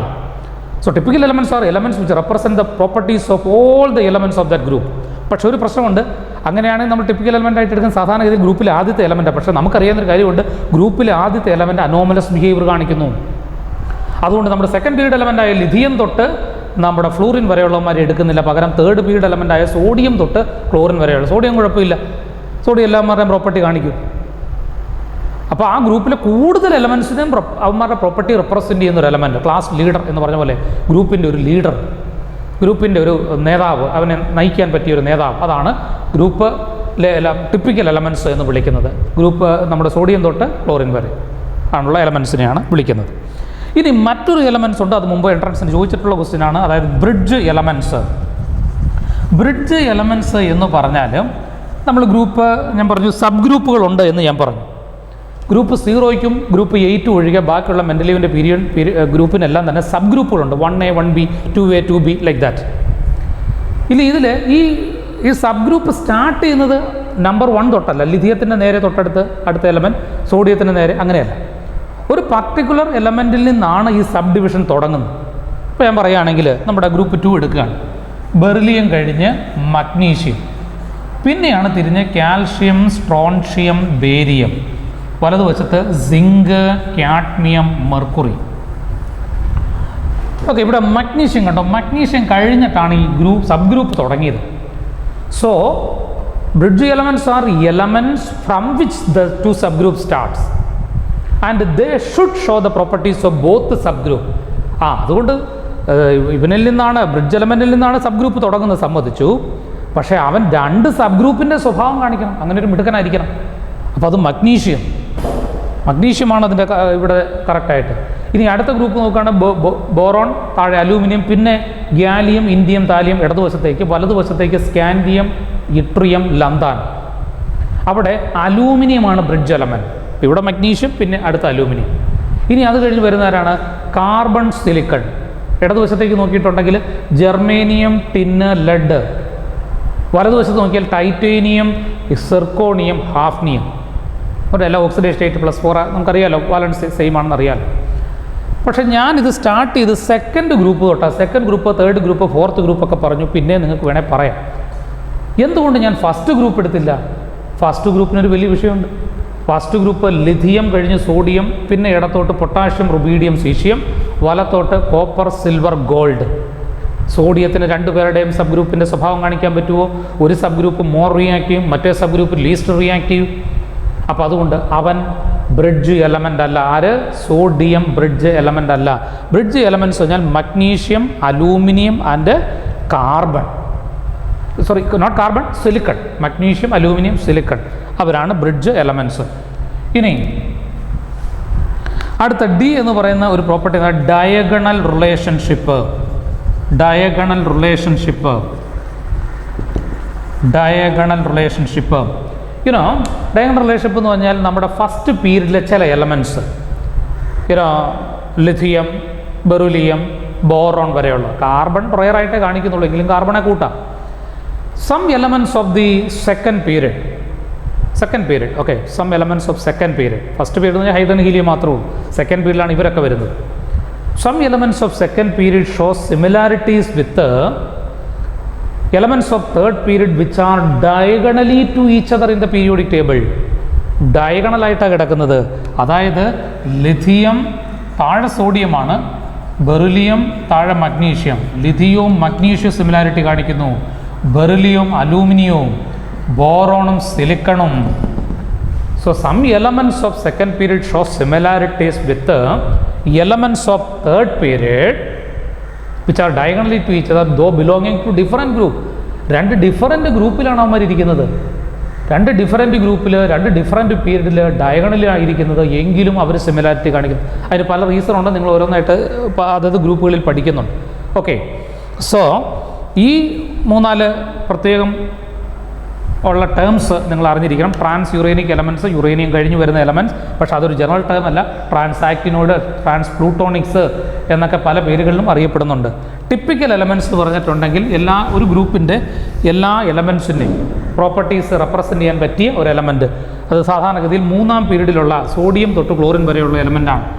ബ്രിഡ്ജ് എലമെൻറ്റ്സ് എന്ന് പറഞ്ഞാൽ അവിടെ നിന്നാണ് സബ് ഗ്രൂപ്പുകൾ സ്റ്റാർട്ട് ചെയ്യുന്നത് മെൻ്റലീവിൻ്റെ പീരിയോഡിക് ടേബിൾ. അത് ആരൊക്കെയാണെന്ന് വെച്ചാൽ magnesium, aluminium, silicon. Diagonal relationship എന്ന് പറഞ്ഞിട്ടുണ്ടെങ്കിൽ some elements of second period, second പീരീഡിലെ സം എലമെൻറ്റ്സ് അഥവാ ലിഥിയം, അതുപോലെ ബെറുലിയം, ദെൻ ബോറോൺ, കാർബൺ വളരെ ചെറുതായിട്ട്, കാർബൺ തൊട്ടപ്പുറത്ത് കിടക്കുന്നത് ഫോസ്ഫറസ് ആണ്. അത്ര അങ്ങനെ റിയാക്ടിവിറ്റി ഒക്കെ ഡിഫറൻ്റ് ആണ്, നമുക്ക് കാർബണിൻ്റെ പറയാൻ പറ്റിയില്ല. ഇവരെ 3 പേരും ഓക്കെയാണ്. ലിഥിയം മഗ്നീഷ്യമായിട്ട്, ബെറുലിയം അലൂമിനിയമായിട്ട്, ബോറോൺ സിലിക്കണുമായിട്ട് ഡയഗണൽ റിലേഷൻഷിപ്പ് കാണിക്കുന്നു, മാറ്റമൊന്നുമില്ല. ഇനി നമ്മൾ 7-ാമത്തെ അഥവാ മോഡേൺ പീരിയോഡിക് ടേബിൾ പഠിക്കുകയാണ്. മോഡേൺ പീരിയോഡിക് ടേബിൾ അത് ഹെൻറി മോസ്ലി എന്ന് പറഞ്ഞൊരു scientist, Henry Moseley 1912 to 30, Henry Moseley. Okay, Henry Moseley എന്ന് പറഞ്ഞ ഒരു എക്സ്പെരിമെൻറ്റേഷൻ നടത്തിയാണ് അദ്ദേഹം മോഡേൺ പീരിയോഡിക് ലോ തന്നെ പ്രപ്പോസ് ചെയ്തു. അദ്ദേഹം എന്ത് ചെയ്തു, അന്ന് കണ്ടുപിടിച്ചിട്ടുള്ള എലമെൻറ്റ്സിനെ ഫാസ്റ്റ് മൂവിങ് ഇലക്ട്രോൺ വെച്ച് ബംബാർഡ് ചെയ്തു, കൂട്ടിയിടിപ്പിച്ചു. And he found that some radiations are emitted. ഈ റേഡിയേഷൻ എന്ന് പറഞ്ഞാൽ എക്സ്റേ റേഡിയേഷൻസാണ്. ഈ എക്സ്റേ റേഡിയേഷൻസിൻ്റെ അതിൻ്റെ ഏതെങ്കിലും പ്രോപ്പർട്ടി, അത് റേഡിയേഷൻ ആയതുകൊണ്ട്, ഇലക്ട്രോമാഗ്നറ്റിക് വേവ് ആയതുകൊണ്ട് തന്നെ വേവ് ലെന്ത് ഉണ്ട്, ഫ്രീക്വൻസി ഉണ്ട്, ആംപ്ലിറ്റ്യൂഡ് ഉണ്ട്, വെലോസിറ്റി, അങ്ങനെ കുറേ പ്രോപ്പർട്ടി ഉണ്ട്. എന്നിട്ട് ഈ എടുത്ത ആറ്റം, അത് മെറ്റലാറ്റമാണ് അദ്ദേഹം കൂടുതലും, പീരിയോഡിക് ടേബിൾ 78% മെറ്റൽസാണ്. അപ്പം കൂടുതൽ മെറ്റലാറ്റമാണ് അദ്ദേഹം എടുത്ത് പഠിച്ചത്. അപ്പോൾ ആ മെറ്റലാറ്റത്തിൻ്റെ atomic mass, atomic volume, atomic number, ഇങ്ങനെയുള്ള പ്രോപ്പർട്ടീസും തമ്മിൽ കണക്ട് ചെയ്യാൻ നോക്കി. മാഗ്നറ്റിക് വേവിൻ്റെ, എക്സ്റേയുടെ വേവ് ലെന്ത്, ഫ്രീക്വൻസി പോലുള്ള പ്രോപ്പർട്ടീസും നമ്മുടെ എടുത്ത ആറ്റത്തിൻ്റെ അറ്റോമിക് മാസ്, നമ്പർ, വോളിയം പോലുള്ള പ്രോപ്പർട്ടീസും തമ്മിൽ കണക്ട് ചെയ്യാൻ നോക്കി. അദ്ദേഹത്തിനൊരു കൃത്യമായിട്ടുള്ള, ആദ്യം അറ്റോമിക് മാസ് വെച്ച് നോക്കി. അറ്റോമിക് മാസ് ഒരു കാരണവശാലും എക്സ്റേയുടെ ഒരു പ്രോപ്പർട്ടിയുമായിട്ടും ചേരുന്നില്ല. പിന്നെ അദ്ദേഹം എന്ത് ചെയ്തു, അറ്റോമിക് നമ്പർ വെച്ച് നോക്കി, അദ്ദേഹത്തിനൊരു കണക്ഷൻ കിട്ടി. Square root of the frequency of the X ray is directly proportional to atomic number. അത് ഈക്വൽ ടു ആയിട്ടാണ് A × Z - B, where A and B are constant. ഇപ്പോൾ square root of the frequency of the X-ray produced directly proportional to atomic number. അപ്പം ആറ്റത്തിൻ്റെ fundamental property atomic mass അല്ല, atomic നമ്പറാണ്. Atomic mass അല്ല, atomic number ആണ്. Based on this experiment he proposed that modern periodic law states that, or Moseley's periodic law states that physical and chemical properties of an element are periodic function of its atomic number, not atomic mass. നമുക്കറിയില്ല atomic mass എവിടെയാണ് concentrate ചെയ്തിരിക്കുന്നത്? ന്യൂക്ലിയസിനകത്താണ്. ആറ്റത്തിൻ്റെ physical property atomic radii, ionisation enthalpy, electron gain enthalpy, ഇങ്ങനെയുള്ള സകലമാന പ്രോപ്പർട്ടീസും തീരുമാനിക്കുന്ന വാലൻസ് ഷെല്ലിൽ electron. അതുപോലെ കെമിക്കൽ പ്രോപ്പർട്ടി എത്ര ഇലക്ട്രോൺ കൊടുത്തു, എത്ര ഇലക്ട്രോൺ, അതെല്ലാം വാലൻസ് ഷെല്ലിൽ ഇലക്ട്രോണാണ് തീരുമാനിക്കുന്നത്. അപ്പം അറ്റോമിക് നമ്പർ എന്ന് പറഞ്ഞാൽ ഇലക്ട്രോണുമായിട്ട് ബന്ധപ്പെട്ടായിരിക്കുന്നത്, number of electrons in a neutral atom. അതാണ് ആറ്റത്തിൻ്റെ ഫിസിക്കൽ ആൻഡ് കെമിക്കൽ പ്രോപ്പർട്ടി തീരുമാനിക്കുക. അല്ല ന്യൂക്ലിയസ് അല്ല, അല്ലെങ്കിൽ പ്രോട്ടോൺ അല്ല, പ്രോട്ടോണാണ് ന്യൂക്ലിയസിനകത്താണ് ഇരിക്കുന്നത്. അഥവാ മാസ് അല്ല, മാസ് തീരുമാനിക്കുന്ന ന്യൂക്ലിയസ് ആണ്. ന്യൂക്ലിയസിനകത്ത് ആരൊക്കെ ഇരിക്കുന്ന? പ്രോട്ടോണും ന്യൂട്രോണോ. അമ്മമാർ അതിനകത്തായിരിക്കുന്നത്, അമ്മമാർ വെളിയിലേക്കൊന്നും ഇറങ്ങുന്നില്ല. Okay, so physical and chemical properties of an element are periodic function of its atomic number, not atomic mass. Okay, not atomic mass. Based on that, modern periodic table ഉണ്ടായി. ഇന്നത്തെ period table നിങ്ങൾക്കറിയാം, 7 periods ഉണ്ട്, 18 groups ഉണ്ട്, 1 2 3 4 5 അങ്ങനെ 18 groups ഉണ്ട്. പിന്നെ ലാന്ത്രോഡ് ആക്ടിനോട് separate ആയിട്ടുണ്ട് 4 ബ്ലോക്കുകളുണ്ട്. S block, P block, D block, F block, 4 ബ്ലോക്കുകളുണ്ട്. അപ്പോൾ സത്യം പറഞ്ഞിട്ടുണ്ടെങ്കിൽ മോഡേൺ പീരിയോഡിക് ടേബിൾ ഉണ്ടാക്കിയത് മോസ്ലിയുടെ എക്സ്പെരിമെൻറ്റേഷൻ ആണെങ്കിലും പിന്നീടും കുറേ കോൺട്രിബ്യൂഷൻസ് ഉണ്ട് ചില സയൻറ്റിസ്റ്റിന്. ഉദാഹരണത്തിന് റാങ് എന്ന് RNG റാങ് എന്ന് പറഞ്ഞൊരു സയൻറ്റിസ്റ്റ്, അതുപോലെ നമ്മുടെ വെർണർ എന്ന് പറഞ്ഞ സയൻറ്റിസ്റ്റ്, അതുപോലെ BURY എന്ന സയൻറ്റിസ്റ്റിൻ്റെ കോൺട്രിബ്യൂഷൻ. അപ്പം മോസ്റ്റ്ലി ഈ മോഡേൺ പീരിയോഡിക് ലോ സജസ്റ്റ് ചെയ്തു എങ്കിലും പിന്നീടും ഈ പറഞ്ഞ 3-4 സയൻറ്റിസ്റ്റുകളുടെ കോൺട്രിബ്യൂഷൻ ഉണ്ട്. മാത്രമല്ല modern periodic table is known as Bohr table. കാരണം ബോറാണ് നമ്മുടെ ഇലക്ട്രോണിക് കോൺഫിഗറേഷൻ്റെ കൺസെപ്റ്റ് കൊണ്ടുവരുന്നത്. According to the Bohr it follows the Bohr model of electronic configuration. Okay, അതുമാത്രമല്ല ഈ നമ്മുടെ ലോ ഓഫ് ഒക്ടേവ്സ് എന്നൊക്കെ പറഞ്ഞ പോലെ തന്നെ ചില നമ്പറുകൾ കഴിഞ്ഞു വന്നാൽ എലമെൻസിൻ്റെ സ്വഭാവം റിപ്പീറ്റ് ചെയ്യുന്നതായിട്ട് ഇവിടെയും കാണും. ഉദാഹരണത്തിന് ഹൈഡ്രജൻ 1 ആണ്, ഹൈഡ്രജനോട് 2 കൂട്ടിയാൽ എന്ത് കിട്ടും? 3, അറ്റോമിക് നമ്പർ 3 കിട്ടും, അഥവാ ലിഥിയം. Hydrogen lithium പ്രോപ്പർട്ടീസാണ്.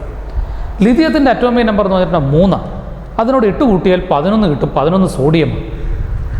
ഇനി അതുപോലെ തന്നെ ചില എലമെൻറ്റിനോട് 18 കൂട്ടിയാൽ സ്കാൻഡിയത്തിൻ്റെ അറ്റോമിക് 21. സ്കാൻഡിയത്തിന് തൊട്ട് താഴെ കിടക്കുന്ന എലമെൻറ്റ് ഇട്രിയം എന്ന് പറഞ്ഞിട്ടുണ്ടെങ്കിൽ അവൻ 39 അറ്റോമിക് നമ്പർ. അപ്പം 18 കൂട്ടിയപ്പോൾ ഈ സ്കാൻഡിയത്തിന് അതേ താഴെ കിടക്കുന്ന ഇട്രിയത്തെ കിട്ടി, ഒരേ പ്രോപ്പർട്ടി കാണിക്കുന്നവർ. അപ്പോൾ ഇങ്ങനെ കുറച്ച് നമ്പേഴ്സ് ഉണ്ട്. 2, 8, 18, 32. 2 എന്ന് പറഞ്ഞാൽ എസ് ഓർബിറ്റിലെ മുഴുവൻ ഇലക്ട്രോണിൻ്റെ എണ്ണം. 8 എന്ന് പറഞ്ഞാൽ എസിലെയും പിയിലെയും മുഴുവൻ ഇലക്ട്രോണിൻ്റെ എണ്ണം. എസും പിയും ഡിയും ചേർത്താൽ 18 കിട്ടും, എസും പിയും ഡിയും എഫും ചേർത്താൽ 32 കിട്ടും. ഈ നമ്പേഴ്സിനെ വിളിക്കുന്ന പേര് മാജിക് നമ്പേഴ്സാണ്. അപ്പോൾ ഈ നമ്പേഴ്സ് ആഡ് ചെയ്തിട്ടുണ്ടെങ്കിൽ ഈ നമ്പേഴ്സ് എല്ലാവരോടും ഇല്ല. ഇപ്പോൾ ഹൈഡ്രജനോട് 2 മാത്രമേ കൂട്ടാൻ പറ്റുള്ളൂ. ഹീലിയത്തിനോട് 2 കൂട്ടിയാൽ എത്ര? ഹീലിയത്തിൻ്റെ അറ്റോമിക് നമ്പർ 2. ഹീലിയത്തിനോട് 2 കൂട്ടിയാൽ 2 2 4 വരും. 4 വന്നിട്ട് ബെറിലിയം റിയാക്റ്റീവ് തന്നെയാണ്. Electronic configuration same, completely filled S ഓർബിറ്റില്ല. പക്ഷേ ബെറിലിയം റിയാക്റ്റീവാണ്, പക്ഷേ ഹീലിയം റിയാക്റ്റീവും ഇല്ല. അപ്പോൾ അങ്ങനെ വ്യത്യാസമുണ്ട്. അപ്പം എല്ലാ എലമെൻറ്റും ഇപ്പോൾ ഹൈഡ്രജനോട് 2 മാത്രം കൂട്ടാം. ഹീലിയം തൊട്ട് നമ്മുടെ ഹീലിയം തൊട്ടുള്ള എലമെൻസിനോട് നമുക്ക് വേണമെങ്കിൽ 8 കൂട്ടാം. ഹീലിയം തൊട്ട് നമ്മുടെ പൊട്ടാഷ്യം വരെ, മഗ്നീഷ്യം വരെയുള്ളത്. കാരണം മഗ്നീഷ്യത്തിനോട് 12 അറ്റോമിക് നമ്പർ, അതിനോട് 8 കൂട്ടിയാൽ കാൽഷ്യം 20 വരും. ഇനി 21 തൊട്ടുള്ള എലമെൻറ്റ്സ്, 21 തൊട്ടുള്ള 57 അറ്റോമിക് നമ്പർ വരെയുള്ള എലമെൻസിനോട് 18 കൂട്ടിയാൽ മതി, തൊട്ട് താഴെയുള്ള എലമെൻറ്റ്സ് വരും. ഇനി നമ്മുടെ എഫ് ബ്ലോക്ക് എലമെൻറ്റ്സ് വന്നു കഴിയുമ്പം പിന്നെ 72 തൊട്ടുള്ള എലമെൻസിനോട് 32 കൂട്ടിയാലേ പറ്റുള്ളൂ, തൊട്ട് താഴെയുള്ള എലമെൻറ്റ്സ്. ഇനി അത് കുറച്ചിട്ടുണ്ട്, തൊട്ട് മുകളിലുള്ള എലമെൻറ്റ്സ് ആയിട്ട് വരും. ഓക്കെ, അങ്ങനെയൊക്കെ നമുക്ക് എലമെൻസിനെ ഐഡൻറ്റിഫൈ ചെയ്യാനായിട്ട് സാധിക്കും, ലൊക്കേറ്റ് ചെയ്യാനായിട്ട് സാധിക്കും. അപ്പോൾ ഇങ്ങനെയാണ് നമ്മുടെ മോഡേൺ പീരിയോഡിക് ലോ ഉണ്ടായിരിക്കുന്നത്, അല്ലെ മോഡേൺ പീരിയോഡിക് ടേബിൾ ഉണ്ടാക്കിയിരിക്കുന്നത്. ഇനി IUPAC nomenclature of elements with atomic number greater than 100. വളരെ സിമ്പിളായിട്ടുള്ള കാര്യമാണ്, വളരെ സിമ്പിളായിട്ടുള്ള കാര്യം. ഇനോ അറ്റോമിക് നമ്പർ 104ാമത്തെ എലമെൻറ്റ്, ഇപ്പോൾ നമ്മൾ വിളിക്കുന്ന പേര് റൂദർഫോർഡിയം എന്നാണ്. അത് ഏതാണ്ട് ഒരേ സമയത്ത് തന്നെ USA, അമേരിക്കയും റഷ്യയും കണ്ടുപിടിച്ചു. അമേരിക്കക്കാർ അവരുടെ സയൻറ്റിസ്റ്റിൻ്റെ പേരായ റൂദർഫോർഡിൻ്റെ പേര് ചേർത്ത് റൂദർഫോർഡിയം എന്ന് കൊടുത്തു. റഷ്യക്കാരെന്ത് ചെയ്തു? റഷ്യൻ സയൻറ്റിസ്റ്റിൻ്റെ പേരായിട്ടുള്ള കുർച്ചറ്റേവിയം എന്ന പേര് കൊടുത്തു. അപ്പോൾ അവർ തമ്മിലൊരു കോൺട്രവേഴ്സിയായി. അതിനെ ബേസ് ചെയ്ത് നമ്മുടെ IUPAC ഒരു സിസ്റ്റം കൊണ്ടുവന്നു. ഇനി ഒരു പുതിയ എലമെൻറ്റ് കണ്ടുപിടിച്ചാൽ അവർക്ക് കണ്ടുപിടിക്കാൻ അധികാരമില്ല. ഏത് സയൻറ്റിസ്റ്റോ ഏത് രാജ്യമോ കണ്ടുപിടിച്ചോ അവർക്ക് അതിൻ്റെ പേരിടാനുള്ള അവകാശമില്ല. അതിന് പകരം IUPAC തീരുമാനിക്കും. എല്ലാവരുമായിട്ട് ഡിസ്കസ് ചെയ്തതിന് ശേഷം നമ്മൾ ഫൈനലൈസ്. അതുവരെ ഒരു താൽക്കാലികമായിട്ട് ഒരു ടെമ്പററി നോമൻക്ലേച്ചർ IUPAC തന്നു. എന്ന് പറഞ്ഞാൽ ഏതാണോ അറ്റോമിക് നമ്പർ വരുന്നത് ആ അറ്റോമിക് നമ്പറുടെ ഓരോ ഡിജിറ്റിനും ഓരോ വേർഡ്സ്, അതായത് 0 ആണെങ്കിൽ നിൽ, ദെൻ 1 ആണെങ്കിൽ അൺ, 2 ആണെങ്കിൽ ബൈ, 3 ആണെങ്കിൽ ട്രൈ, 4 ആണെങ്കിൽ ക്വാഡ്, 5 ആണെങ്കിൽ പെൻഡ്, 6 ആണെങ്കിൽ ഹെക്സ്, 7 ആണെങ്കിൽ സെപ്റ്റ്, 8 ആണെങ്കിൽ ഒക്ട്, 9 ആണെങ്കിൽ ENN. അങ്ങനെയാണ് വരുന്നത്. പെൻഡ്, ഹെക്സ്, സെപ്റ്റ്, ഒക്ട്, ENN. എന്നിട്ട് അവസാനം IUM എന്നിങ്ങനെ ചേർക്കുക. ഇപ്പോൾ 104ാമത്തെ എലമെൻറ്റ് നോക്കുകയാണെങ്കിൽ 104ാമത്തെ എലമെൻറ്റ് 1 എന്നുള്ളതിൽ അൺ, ഫസ്റ്റ് ലെറ്റർ ക്യാപിറ്റൽ എഴുതി അൺ. 0 എന്നുള്ളത് നിൽ, അൺനിൽ. 4 എന്ന് പറഞ്ഞാൽ ക്വാഡ്. അവസാനം IUM ചേർക്കും, അൺനിൽ ക്വാഡിയം. ഇനി ചേർത്ത വാക്കുകളുടെ ആദ്യത്തെ ലെറ്റേഴ്സ് ചേർത്താണ് അതിൻ്റെ സിമ്പൽ UNQ. ഇങ്ങനെയാണ് 118 ആണെങ്കിൽ അൺ ഒക്ടിയം, UO എന്നാണ് അതിൻ്റെ സിമ്പൽ. ആദ്യത്തെ ലെറ്റർ ക്യാപിറ്റൽ ലെറ്റർ, പിന്നെയുള്ള സ്മോൾ ലെറ്റർ എഴുതാം. അതുപോലെ തന്നെ 128 കണ്ടുപിടിക്കാത്ത എലമെൻ്റ്, അല്ലെ 129 കണ്ടുപിടിച്ചിട്ടില്ല, ചുമ്മാ നമുക്ക് പേരിടാം. 1 അൺ ബൈ എന്നിയം, സിമ്പൽ എന്താണ്? UBE. അപ്പം ഏത് എലമെൻറ്റ്സിനെ വേണമെങ്കിൽ നമുക്ക് പേരിടാവുന്നതാണ്. ഓക്കെ, ഒരു ടെമ്പററി നോമൻക്ലേച്ചറാണ് IUPAC കൊണ്ടുവന്നത്, ഒരു ടെമ്പററി നോമൻക്ലേച്ചർ. പക്ഷേ ഇപ്പം നമുക്ക് 104ാമത്തെ എലമെൻറ്റ് മാത്രമല്ല 118 വരെ ഇന്ന് കണ്ടുപിടിച്ചിട്ടുള്ള എല്ലാ എലമെൻറ്റ്സിനും ഒഫീഷ്യലായിട്ട് IUPAC നെയിം ഇട്ടിട്ടുണ്ട്. ചില പേര് സയൻറ്റിസ്റ്റുകളുടെ പേര്, ചില എലമെൻറ്റ്സിൻ്റെ പേര്, ചില എലമെൻറ്റ്സിൻ്റെ പേര് പ്ലാനറ്റ്സ്, സ്റ്റാർസിൻ്റെ പേരിൽ നിന്ന് വന്നിട്ടുണ്ട്. ചില എലമെൻറ്റ്സിൻ്റെ പേര് പ്ലേസ്, കൺട്രീസ് അല്ലെങ്കിൽ പ്ലേസ്, അതിൽ നിന്ന് വന്നിട്ടുണ്ട്. അങ്ങനെ ഡിഫറൻറ്റ് രീതിയിൽ ഇപ്പോൾ അല്ലെ വസ്തുക്കളുടെ പേരിൽ നിന്ന്, അല്ലെ ചില ഗ്രീക്ക് ഗോഡസ്, അതിൽ നിന്നൊക്കെ നമ്മുടെ എലമെൻറ്റ്സിൻ്റെ പേര് വന്നിട്ടുണ്ട്. അല്ലേ, പ്രോമിത്യം എന്ന് കേട്ടില്ലേ? പ്രോമിത്യം എന്ന് പറഞ്ഞിട്ടുണ്ട്. സ്ഥലപ്പേര് പറഞ്ഞിട്ടുണ്ടെങ്കിൽ ഈ ഫ്രാൻഷ്യം, പൊളോണിയം, പോളണ്ട്, അല്ലേ, അങ്ങനെയൊക്കെ ഉണ്ട്. ഇപ്പോൾ ഈ ഒരു എലമെൻറ്റ് ഇട്ടർബി എന്ന് പറഞ്ഞൊരു സ്ഥലമുണ്ട്. അത് എവിടെ കണ്ട വരുന്ന ഒരു സ്വീഡനിലൊരു സ്ഥലപ്പേര് ഇട്ടർബിയത്തിൻ്റെ പേരിൽ നിന്ന് 4 എലമെൻറ്റ്സ് ഉണ്ടായിട്ടുണ്ട്. ഇട്ടർബിയത്തിൻ്റെ പേരിൽ നിന്ന് ഇട്ടർബിയം YB എന്ന സിമ്പൽ, ഇട്രിയം Y എന്ന സിമ്പൽ, ടേർബിയം TB എന്ന സിമ്പൽ, എയർബിയം ER എന്ന സിമ്പൽ. അങ്ങനെ നമുക്ക് പല പേരുകൾ വരുന്നുണ്ട്. ഒരേ പ്ലേസിൽ നിന്ന് 4 എലമെൻറ്റ്സിൻ്റെ പേര് വരുന്നതായിട്ട് കാണാൻ സാധിക്കും. Then coming to the electronic configuration. അപ്പം നമ്മൾ അറിഞ്ഞിരിക്കേണ്ടതെന്ന് പറഞ്ഞിട്ടുണ്ടെങ്കിൽ നമ്മൾ അറിഞ്ഞിരിക്കേണ്ട ഒരു പ്രധാനപ്പെട്ട കാര്യം എന്ന് പറഞ്ഞിട്ടുണ്ടെങ്കിൽ ഈ പീരീഡ് വൈസ് ഏത് ഓർബിറ്റൽസ് ഫില്ല് ചെയ്യുന്നു, ഈ എല്ലാ ആദ്യത്തെ എലമെൻറ്റ്സും അവസാനത്തെ എലമെൻറ്റ്സിൻ്റെയും പേരും സിമ്പലും അറ്റോമിക് നമ്പരും അറിഞ്ഞിരിക്കും. ഓക്കെ, ഇപ്പം ആദ്യത്തെ പീരീഡ് എന്ന് പറഞ്ഞിട്ടുണ്ടെങ്കിൽ ആദ്യത്തെ പീരീഡ് എന്ന് പറഞ്ഞിട്ടുണ്ടെങ്കിൽ 1 ഹൈഡ്രജൻ, ദെൻ 2 ഹീലിയം, അതവിടെ തീരുകയാണ്. 1s മാത്രം നിറയുന്നു, 1s and only 2 elements are there. 1s മാത്രം നിറയും. 1sനകത്ത് 2 ഇലക്ട്രോണിനെ അക്കോമഡേറ്റ് ചെയ്യാൻ പറ്റുമോ? ഇനി സെക്കൻഡ് പീരീഡ് എന്ന് പറഞ്ഞിട്ടുണ്ട് starting with lithium, atomic number 3, end with neon, atomic number 10. അവിടെ 2s-ഉം 2p-യുമാണ് ഫില്ല് ചെയ്യുന്നത്. ആക്ച്വലി അവിടെ 8 എലമെൻസ് ഉണ്ട്, 8 എലമെൻസ്.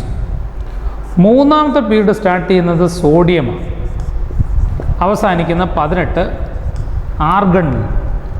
അത് 3s-ഉം 3p-യും നിറഞ്ഞ് അങ്ങനെ 8 എലമെൻസ് അവിടെ ഉണ്ടാകും. ഇത് നമ്മൾ അറിഞ്ഞിരിക്കുന്നത് നല്ല. ഇനി നാലാമത്തെ പീരീഡിലാണെങ്കിൽ 19 പൊട്ടാഷ്യം തൊട്ട് 36 ക്രിപ്റ്റോൺ വരെ. അതേതൊക്കെ നിറയുന്നത് നോക്കാം. 3D നിറയുന്നുണ്ട്, 4s നിറയുന്നുണ്ട്, 4p നിറയുന്നുണ്ട്. അപ്പോൾ 18 എലമെൻസ് വരും. കണ്ടോ, 18 എലമെൻസ്. ഈ എലമെൻസ് ഒന്നും പഠിച്ചു വെക്കണമെന്നല്ല നമ്മൾ പറയുന്നത്, എലമെൻസ് എല്ലാം പഠിച്ചു വെക്കണമെന്നല്ല പറയുന്നത്. ഈ അത്യാവശ്യം നമുക്കൊരു എലമെൻറ്റിന് ലൊക്കേറ്റ് ചെയ്യണമെന്നുണ്ടെങ്കിൽ, ഇപ്പം അറ്റോമിക് നമ്പർ 28 എവിടെയാണെന്ന് ചോദിച്ചിട്ടുണ്ടെങ്കിൽ നമുക്ക് ഉറപ്പായിട്ടും പറയാം 4th പീരീഡ്. അപ്പോൾ നമുക്ക് ബാക്കിയുള്ള പീരീഡൊക്കെ വിടാം, 4th പീരീഡ് മാത്രം നോക്കിയാൽ അല്ലേ. ഇനി 5th പീരീഡിനകത്ത് വരുന്നത് 37 റുബീഡിയം, 37 റുബീഡിയമാണ് വരുന്നത്. ഇനി അവസാനിക്കുന്നത് 54 സെനോൺ. അവിടെ നിറയുന്നത് 4D-യും 5s 5p ആണ്. അവിടെ എത്ര എലമെൻസ് ഉണ്ട്? 18 എലമെൻസ്. ഇതിനെപ്പറ്റി അറിഞ്ഞിരിക്കണം. ഇനി ദെൻ 6th പീരീഡ് അവിടെ സ്റ്റാർട്ട് ചെയ്യുന്നത് 55 സീഷ്യം തൊട്ട്. പിന്നെ അവിടെ നമുക്കറിയാം ലാന്തനോയിഡുകൾ വരുന്നുണ്ട്, അവരെയും കൂടെ നമ്മൾ ഉൾപ്പെടുത്തുകയാണ്. ആക്ച്വലി ലാന്തനോയിഡ് നമ്മളൊരു ഗ്രൂപ്പിൽ ഉൾപ്പെടുത്തുകയാണെങ്കിൽ, മൂന്നാം ഗ്രൂപ്പിൽ വരും. എന്തുകൊണ്ടാണെന്ന് പറയാം. മൂന്നാമത്തെ, കാരണം ഇവർ പോകുന്നത് ലന്താനം കഴിഞ്ഞിട്ടാണ് ഇവന്മാർ പോകുന്നത്. പറഞ്ഞാൽ മനസ്സിലായി, ലന്താനം കഴിഞ്ഞിട്ടാണ് ഈ എലമെൻസ് തുടങ്ങുന്നത്, ലാന്തനോയിഡുകളും. അതുപോലെ ആക്ടീനിയം കഴിഞ്ഞിട്ടാണ് ആക്ടിനോയിഡുകളും വരുന്നത്. അപ്പോൾ ലാന്തനോയിഡും ആക്ടിനോയിഡും കറസ്പോണ്ടിങ് പീരീഡിൽ പെടും, 6ാമത്തെ പീരീഡിലും 7ാമത്തെ പീരീഡിലും പെടും. അതുപോലെ തന്നെ ഒരു ഗ്രൂപ്പിൽ ഉൾപ്പെടുത്താൻ പറഞ്ഞാൽ 3ാമത്തെ ഗ്രൂപ്പിൽ, കാരണം 4ാമത്തെ ഗ്രൂപ്പ് പറ്റില്ല, കാരണം അവരുടെ സ്റ്റേബിൾ ഓക്സിഡേഷൻ +3. അപ്പോൾ എല്ലാം കൊണ്ടും. അപ്പോൾ നിങ്ങളോടൊരു ചോദ്യം ചോദിക്കാമെന്ന് വിചാരിച്ചോ, ഗ്രൂപ്പ് 3-ൽ എത്ര എലമെൻസ് ഉണ്ടെന്ന് ചോദിച്ചാൽ 4 എലമെൻസ് ആണോ? അല്ല. ഒരു സിസ്റ്റമാറ്റിക് ആയിട്ടൊരു നല്ല അടിപൊളി ചോദ്യമാണത്. ഗ്രൂപ്പ് 3-ൽ ഈ 14, 14, 28, 4, 32 എലമെൻസ് ഉണ്ട്. 14 എന്ന് ഞാൻ പറഞ്ഞത് ലാന്തനോയിഡും ആക്ടിനോയിഡും ചേർത്താം. അതേ പീരീഡിലും അവന്മാരുടെ ആ പീരീഡിലും ഉൾപ്പെടുത്താം, ആ ഗ്രൂപ്പിലും വേണേൽ നമുക്ക് ഉൾപ്പെടുത്താം കേട്ടോ. അപ്പോൾ 55 സ്വീഷ്യം. നമ്മൾ അവസാനിക്കുന്ന 86 നമ്മുടെ റഡോൺ. 86 റഡോൺ ആണ്. അവിടെ ഏതൊക്കെ ഓർബിറ്റിൽ എന്ന് പറയുന്നു? 4f 5d 6s 6p. അപ്പോൾ 32 എലമെൻസ് പോസിബിൾ ആണ്, 32 എലമെൻസ്. 7th പീരീഡ് ആണെങ്കിലോ ദാറ്റ് ഈസ് 87 ഫ്രാൻഷ്യത്തെ തുടങ്ങി 118ാമത്തെ എലമെൻറ്റ് ഒഗാനസൺ വരെ. അവിടെ 5 ആക്ടിനോയിഡ് വരുന്നുണ്ട്, ദെൻ 6d സീരീസ് വരുന്നുണ്ട്, 7s 7p. അപ്പോൾ 32 എലമെൻസ് അവിടെ പോസിബിളാണ്. 32 എലമെൻസ് അവിടെ വരുന്നുണ്ട്. അപ്പോൾ ഈ ഒരു ഐഡിയ ഉണ്ടെങ്കിൽ നിങ്ങൾക്ക് എലമെൻസിനെ ലൊക്കേറ്റ് ചെയ്യാൻ പറ്റും. മിക്കവാറും പേരൊന്നും തരികയില്ല, സാധാരണഗതിയിൽ പേര് ഇതിൽ അറ്റോമിക് നമ്പർ തന്നിട്ട് ലൊക്കേറ്റ് ചെയ്യാനേ പറയുള്ളൂ. അറ്റോമിക് നമ്പർ തന്നിട്ടുണ്ടെങ്കിൽ തന്നെ നമുക്കൊരു ഐഡിയ കിട്ടും. ഇനി മിക്കവാറും നിങ്ങൾ എല്ലാ എലമെൻസിൻ്റെയും പല രീതിയിലും പഠിക്കുന്നുണ്ട്, പല ഗ്രൂപ്പുകളായിട്ടും ബ്ലോക്കുകളായിട്ടും പഠിക്കുന്നുണ്ട്. അങ്ങനെയാണെങ്കിലും നിങ്ങൾക്ക് ലൊക്കേറ്റ് ചെയ്യാനായിട്ട് സാധിക്കും. ഓക്കെ, സോ ഇത് പീരീഡ് വൈസ് ഇലക്ട്രോണിക് കോൺഫിഗറേഷനാണ്. ഇതിനെപ്പറ്റി ഒരു ഐഡിയ ഉണ്ടായിരിക്കണം. ഇനി അടുത്തതെന്ന് പറഞ്ഞിട്ടുണ്ടെങ്കിൽ ഗ്രൂപ്പ് വൈസ് അല്ലെങ്കിൽ ബ്ലോക്ക് വൈസ് ആയിട്ടുള്ള ഇലക്ട്രോണിക് കോൺഫിഗറേഷനെ പറ്റി ഒരു ഐഡിയ ഉണ്ടായിരിക്കും. ഗ്രൂപ്പ് വൈസ് ഇലക്ട്രോണിക് കോൺഫിഗറേഷൻ എന്ന് പറഞ്ഞാൽ ഞാനിപ്പോൾ പ്രത്യേകിച്ച് പറയേണ്ട ആവശ്യമില്ല, കാരണം അത് നിങ്ങൾ ഓരോരോ ഗ്രൂപ്പായിട്ട് നിങ്ങൾ ഓരോ chapter S block, P block, D block, F ബ്ലോക്കിലൊക്കെ പഠിക്കുന്നുണ്ട്. ഇപ്പോൾ general electronic configuration S block elements ആണെങ്കിൽ ഇലക്ട്രോണിക് കോൺഫിഗറേഷൻ ഇൻ ബ്ലോക്സ് അല്ലെ ഗ്രൂപ്പ്സ്. S ബ്ലോക്കിനാണെങ്കിൽ ജനറൽ ഇലക്ട്രോണിക് കോൺഫിഗറേഷൻ എന്ന് പറഞ്ഞിട്ടുണ്ടെങ്കിൽ NS1 to 2 ആണ്. ഗ്രൂപ്പ് 1-ലാണ് NS1, ഗ്രൂപ്പ് 2-ലാണ് NS2. പിന്നെ P ബ്ലോക്ക് എലമെൻസിനാണെങ്കിൽ P ബ്ലോക്ക് എലമെൻസിൻ്റെ ഒരു പ്രത്യേകതയുണ്ട്, അത് NS2 NP1 to 6 ആണെങ്കിലും എല്ലാ പി ബ്ലോക്കിലെ ഗ്രൂപ്പിലും രണ്ടാമത്തെ എലമെൻറ്റ്സ് കഴിഞ്ഞാൽ പിന്നെ ഡി ബ്ലോക്ക് എലമെൻറ്റ്സും വരുന്നുണ്ട്. അതുകൊണ്ട് നമ്മൾ അതിൻ്റെ പിറകിൽ ഡിയും കൂടെ എഴുതാറുണ്ട് കേട്ടോ, അങ്ങനെ ശ്രദ്ധിച്ചോണം. ഇനി ഡി ബ്ലോക്ക് എലമെൻറ്റ്സിനാണെങ്കിലോ D block elements